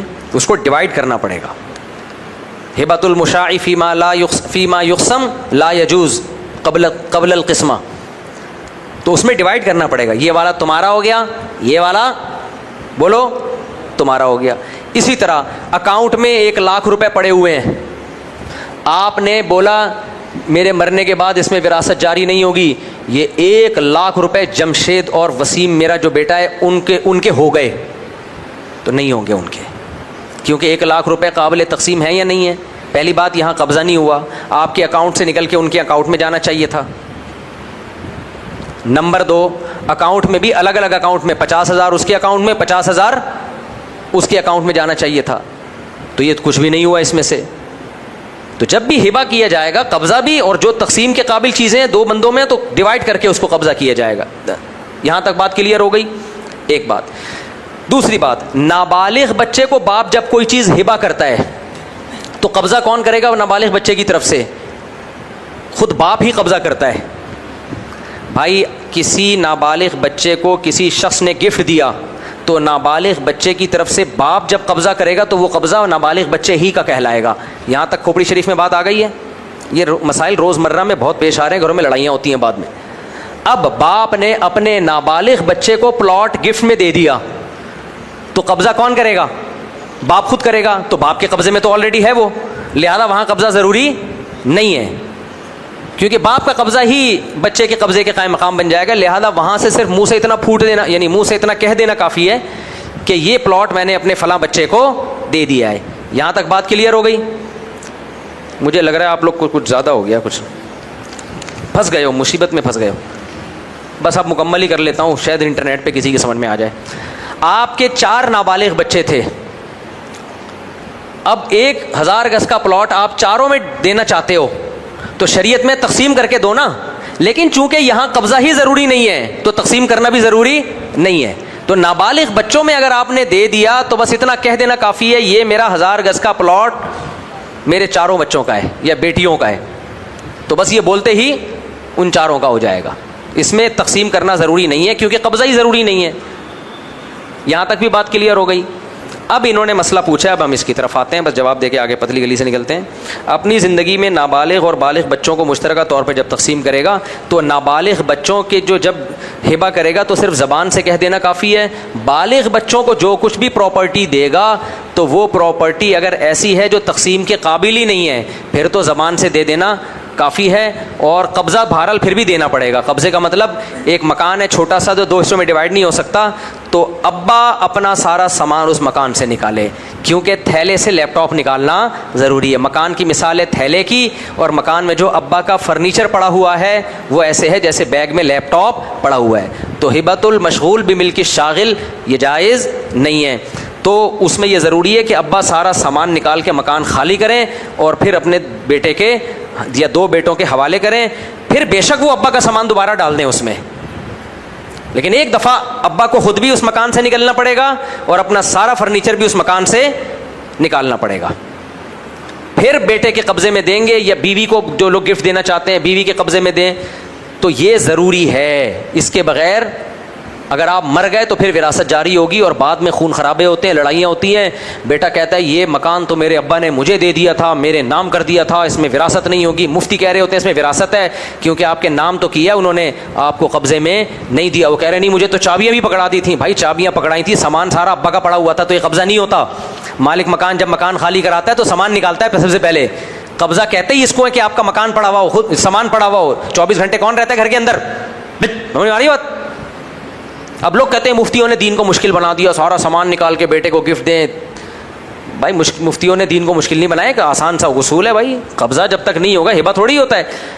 اگر آپ اس ٹینشن سے بچنا چاہتے ہو, اپنے بیٹے کو گفٹ دے رہے ہو یا بیوی کو مکان دے رہے ہو, اور آپ کہہ رہے ہو علماء کہتے ہیں پہلے سارا سامان نکالو پھر بیوی کو بولو یہ چابی پکڑو اندر گھر میں جاؤ تمہارا قبضہ ہو گیا, اب سامان واپس ڈال دو امانت سمجھ کے, میں بھی آ رہا ہوں, بڑا لمبا چوڑا ٹینشن ہے. تو بھائی آسان یہ کہ لیپ ٹاپ سمیت گفٹ دے دو نا, بیگ. جب اتنا کروڑ کا مکان دے رہے ہو تو سامان بھی دے دو نا اس کو. گھر سے باہر نکلو, بیگم کو بولو بیگم یہ گھر, اس میں موجود فرنیچر, فریج, پنکھے, ٹیوب لائٹیں سمیت کس کا ہوا؟ تمہارا. جب یہ دل تمہارا ہوا تو یہ مکان بھی تمہارا ہوا. جب اتنا بڑا دل کیا ہے تو پھر سامان سمیت دے دو. آئی بات سمجھ میں؟ پھر یہ قبضے کی ٹینشن کی ضرورت بولو رہے گی نہیں, پھر ضرورت ہی نہیں رہے گی اس تکلف کی. اس طرح سے دے دو اس کو. ورنہ یہ جتنے بھی کچھ کر لو, بیوی کے نام بھی مکان کر دو گے نا, علماء نہیں مانیں گے اس کو, کیونکہ ڈاکومنٹیشن, بالکل ڈاکومنٹیشن کا مطلب ہوتا ہے صرف ایک کاغذی کاروائی گورنمنٹ کے کھاتوں میں. آپ نکاح نامے میں بیوی کسی کو بھی لکھ دو تو بیوی تھوڑی بن جائے گی, گورنمنٹ مانے گی اس کو آپ کی بیوی, شریعت نہیں مانے گی. شریعت کہتی ہے ایجاب و قبول ہوا ہو تو بیوی بنے گی چاہے ڈاکومنٹیشن نہ بھی ہو. تو گورنمنٹ کے کاغذات میں کسی کے نام مکان کر دینے سے قانونی طور پر تو آپ کو تحفظ مل جاتا ہے, شرعی طور پر وہ مکان کا مالک نہیں بنتا. شرعی طور پہ مکان کی ملکیت ٹرانسفر کرنے کے لیے یہ ضروری ہے کہ آپ زبان سے بھی کہیں اور سامنے والے کو قبضہ بھی دیں آپ, اور قبضے میں ضروری اپنا سارا سامان نکالیں, خود بھی نکلیں وہاں سے, اور بیگم کو یا بچے کو جس کو دینا چاہتے ہیں یا 2 بیٹوں کو دینا چاہتے ہیں ان دونوں سے بولو اس کے اندر دفع ہو جاؤ, اور تھوڑی دیر بے شک چند سیکنڈ رہ لیں, وہ قبضہ ہو گیا, اب بے شک اپنا سامان واپس رکھ لو. اب اس تکلف سے بچنا ہے تو سامان سمیت گفٹ کر دیا جائے. بعض علماء نے ایک ہیلا بیان کیا ہے کہ پہلے سامان اس کو امانت کے طور پہ دی, لیکن اس ہیلے پہ مجھے اطمینان نہیں ہوتا. تو اگرچہ فتویٰ ہے لیکن میں وہی بات بتاتا ہوں جو بالکل بے غبار ہو. یہ جوس بتا دوں کیا چیز ہے, اس کو ہلکا لوگے تم لوگ, میں نہیں بتا رہا, یہ لوگ ہلکا لیں گے. دیکھو میں جو تم لوگ کے ساتھ ریسیپی شیئر کرتا ہوں ان کو ہلکا نہ لیا کرو. میں ڈاکٹر نہیں ہوں لیکن بڑے ڈاکٹروں حکیموں سے ہماری سلام دعا ہے اور تجربے بھی ہوتے ہیں نا کچھ. چقندر کا جوس نکالو 1/3 گلاس میں, 1 گلاس میں چقندر کا جوس 1/3 سمجھتے ہو, یعنی گلاس کے 3 حصے کرو, 1 حصہ چقندر کا جوس. میں نے کینیڈا میں ریسیپی بتائی تھی کہ پھر 1 حصہ سیب کا جوس, وہ بچوں کے لیے ٹھیک ہے لیکن سیب کبھی نہ ڈالو اس میں, سیب ویسے کھا لینا زیادہ فائدہ مند ہے, جوس میں شوگر ہوتی ہے. لیکن چقندر ویسے جب کھاؤ گے تو اس کے بجائے جوس زیادہ فائدہ مند ہے اس کا, لیکن لٹل کوانٹٹی میں. زیادہ چقندر بھر بھر کے پیو گے پیٹ بھی خراب ہوگا, گردوں میں پتھری بھی ہو سکتی ہے, اور شوگر بہت ہائی کر دیتا ہے, یہ موٹاپا لاتا ہے. اس میں شوگر, چینی بنتی ہے چقندر سے دنیا میں. گنے کے بعد جو سب سے زیادہ چینی بنتی ہے پتہ ہے کس سے بنتی ہے؟ بیٹ روٹ سے. میں نے خود یہ چقندر کی چینی کھائی ہے دنیا میں, بہت زیادہ اس سے چینی, اس میں شوگر بہت زیادہ ہوتی ہے. تو آپ نے 1/3 جوس نکالا کس کا؟ چقندر کا, اور 2/3 پودینے کا. پودینے کو 10 منٹ پانی میں رکھا, 1 گڈی پودینہ, اس کو تھوڑا سا صاف کر لو, ڈنڈیاں الگ کر دو, پانی میں ڈال دیا 15-20 منٹ کے لیے, تو اس کا میل کچیل نکل آتا ہے. اچھی طرح سے دھو لیا اس کو. دھونے کے بعد اس میں 3-4 لیمن ڈال دو. لیمن میرے اپنے گھر کے ہوتے ہیں, بازاری لیمن جب بھی ڈالیں بڑا غرق ہوا ہے, کڑوا بہت ہوتا ہے, عجیب سا آتا ہے. تو میرے اپنے درخت ہیں, اس میں لیمن لگا ہوا ہے. آج کل تو دنا دن لیمو نکل رہے ہیں اس میں, اور اتنا اچھا لیمن ہوتا ہے, آپ ویسے بھی کھا جاؤ اس کو, یعنی توڑ کے درخت سے کھا لیتے ہیں, کچھ نہیں ہوتا. تو عام لیمن کا وہ چھلکا, AI سے میں نے پوچھا, وہ کہہ رہے ہیں عام جو لیمن بازار میں مل رہا ہے اس کے چھلکے میں جراثیم ہو سکتے ہیں, یا کچھ کیمیکل ہو سکتے ہیں, اسپرے کرتے ہیں نا. بہرحال دھو کے کھا لو, اب اتنا بھی وہمی بننے کی ضرورت نہیں ہے. تو اپنے گھر کا لیمن لیا, اور یہ جو 10 منٹ تک ہم نے اس کو پانی میں 15 منٹ تک رکھا, پودینے کو اچھی طرح. ابھی جوس پہلے نہ نکالو, پہلے پودینے والا کام کر لو. میں اس کی ایک ریسیپی گھر پہ بنا کے بھی انشاءاللہ شیئر کروں گا آپ کے ساتھ. یہ بہت ہی فائدہ مند جوس ہے. یہ ABC جوس نہیں ہے. ایک ہوتا ہے چقندر, سیب اور گاجر کا. نہ گاجر واجر کا جوس نہ پیا کرو, اس میں وٹامن A بہت تھوڑا ہوتا ہے, شوگر بہت زیادہ ہوتی ہے. جو پڑھے لکھے لوگ ہیں وہ گاجر کے جوس سے منع کرتے ہیں. پہلے زمانے میں پیتے تھے گاجر کا جوس پیو, دبا کے آنکھیں تیز ہوں گی, ایسا کچھ بھی نہیں ہے. گاجر کے جوس سے موٹاپا آئے گا, آنکھیں وانکھیں, اور جب شوگر بڑھے گی تو آنکھیں خراب ہوں گی اس سے. گاجر کھاؤ, ویسے کھا لو گاجر, جوس ووس نہیں پیا کرو. سمجھ میں آ رہی ہے بات؟ شوگر بہت ہے نا. اب بھائی صاحب دیکھو, سگریٹ سے زیادہ نقصان دہ شوگر ہے, یعنی شوگر کی زیادتی سگریٹ سے زیادہ اس کے نقصانات ہیں. تو آپ نے کیا کیا, پودینے کو 10-15 منٹ پانی میں رکھا, پھر اس کو اچھی طرح صاف کر لیا. گرائنڈر مشین ہوتی ہے نا چھوٹی والی, ایک جوسر مشین نہیں, گرائنڈر مشین چھوٹی, اس میں 2-4 پہلے لیمو کے وہ نکال لو, بیج, لیمو نچوڑا, بیج نکالا, اور رس سمیت, چھلکوں سمیت آپ نے پودینے میں وہ ملا دیا, اور چھلکوں سمیت اس کو اچھی طریقے سے کیا کر لیا, گرائنڈ. تھوڑی دیر رکھ بھی دو اس کو تو اور زیادہ اچھا ہے, آدھا گھنٹہ رکھ دو تاکہ اس کا سارا جوس نکل آئے. اس کے بعد آپ نے اس کو نچوڑ لیا.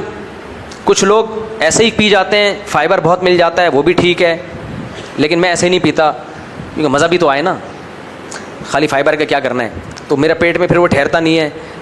بعض لوگ بہرحال بہتر یہی ہے کہ اس کو نچوڑ کے پانی نکالے بغیر اس پودینے کو اس چھلکے سمیت ایسے ہی کھا لو. تو چھلکوں کو گرائنڈ کیا, لیمن کا جوس بھی گرائنڈ ہو گیا, اس میں پودینہ بھی گرائنڈ ہو گیا, پوری چٹنی بن گئی. اس کو آپ نے اچھی طریقے سے کیا کیا, بلکہ نہیں ابھی نہیں, اس کو آپ نے پھر چقندر کا جوس ملایا, اس میں ملا دیا, اور ایک دفعہ اس کو چکر دے کے کپڑے سے چھان لیا یا چھنی سے چھان لیا. نہ چھانو تو زیادہ اچھا ہے, لیکن چونکہ میں نے بتایا فائبر بہت ہے میرے پیٹ میں, پھر وہ ٹکتا نہیں ہے. تو چھان لیا, اور پھر بسم اللہ الرحمن الرحیم. گرمی میں پیو, مزہ نہ آئے پیسے واپس. اگر کڑوا زیادہ لگ رہا ہے, میں تو ایسے ہی پی لیتا ہوں, لیکن بعض لوگوں کو نازک مزاج ہوتے ہیں تو شہد ڈال دو اس میں, 1-2 چمچے شہد ڈال دو, میٹھا. اور روزے میں تو یہی پیا کرو, جب روزہ رکھو نا افطار میں یہی پیو, اتنی انرجی ملتی ہے اس سے. چقندر جو ہے نا بلڈ پریشر کو بھی لو کرتا ہے, بلڈ فلو آپ کی رگوں میں پہنچاتا ہے, یہ دماغ سے لے کے پاؤں کے ناخن تک. اور اس میں پودینہ ڈال کے اس کو ہم نے بیٹم بم بنا دیا ہے, کیونکہ پودینہ چہرے کو بھی صاف کرتا ہے, خون کو صاف کرتا ہے, لیور کے لیے بہترین چیز ہے پودینہ. اور لیمن کے چھلکے میں وٹامن C کی بہت ساری قسمیں ہیں جو آپ کو نارمل کنڈیشن میں, یعنی بس ہٹو بچوں, اب میں کیا تمہیں ڈاکٹروں کی زبان میں سمجھانا شروع کروں. جب یہ تم پیو گے تمہاری باڈی میں آ جائے گا کرنٹ.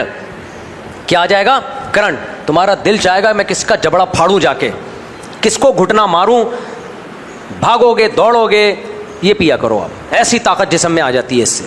لیکن تم لوگ پتہ ہے کیا کرتے ہو, تم لوگ یہ پیو گے, اس کے بعد جا کے اتنی بڑی بریانی کی دیگ جا کے پھوڑ دو گے, تو کوئی فائدہ نہیں ہے. یہ سارے ٹوٹکے ان لوگوں کے لیے ہیں جو خوراک کم رکھتے ہیں, روٹی چاول بولو کم کھاتے ہیں. پھر اس کے آلٹرنیٹ یہ چیزیں ہیں. اگر روٹی چاول آپ دبا کے پھوڑ رہے ہو تو شوگر آپ نے اپنی اتنی بڑھائی ہوئی ہے, وہ آپ سست ہی رہو گے, آپ جائیدادیں بھی کھا جاؤ گے, آپ میں طاقت نہیں آئے گی. ٹھنڈا ٹھاٹ بہت مزے کا ہے. نظر لگنے کا خطرہ ہے اس لیے نظریں جھکا لو. جلو مت, خدا تمہیں بھی دے گا.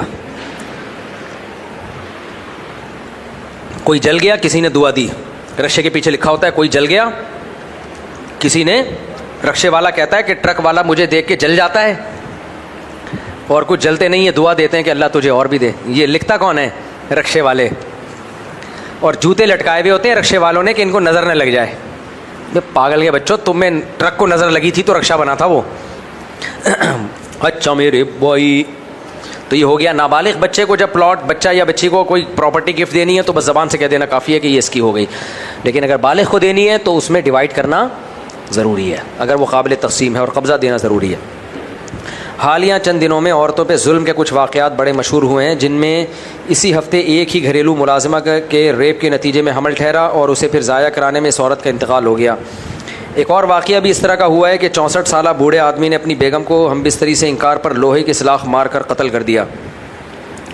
2-3 ویڈیوز سوشل میڈیا پر ایسی بھی وائرل ہوئیں جن میں گلیوں سے گزرتی باپردہ خواتین کو اکیلا دیکھ کر بائک قریب لا کر ان کے جسم کو چھو کر بھاگ گئے.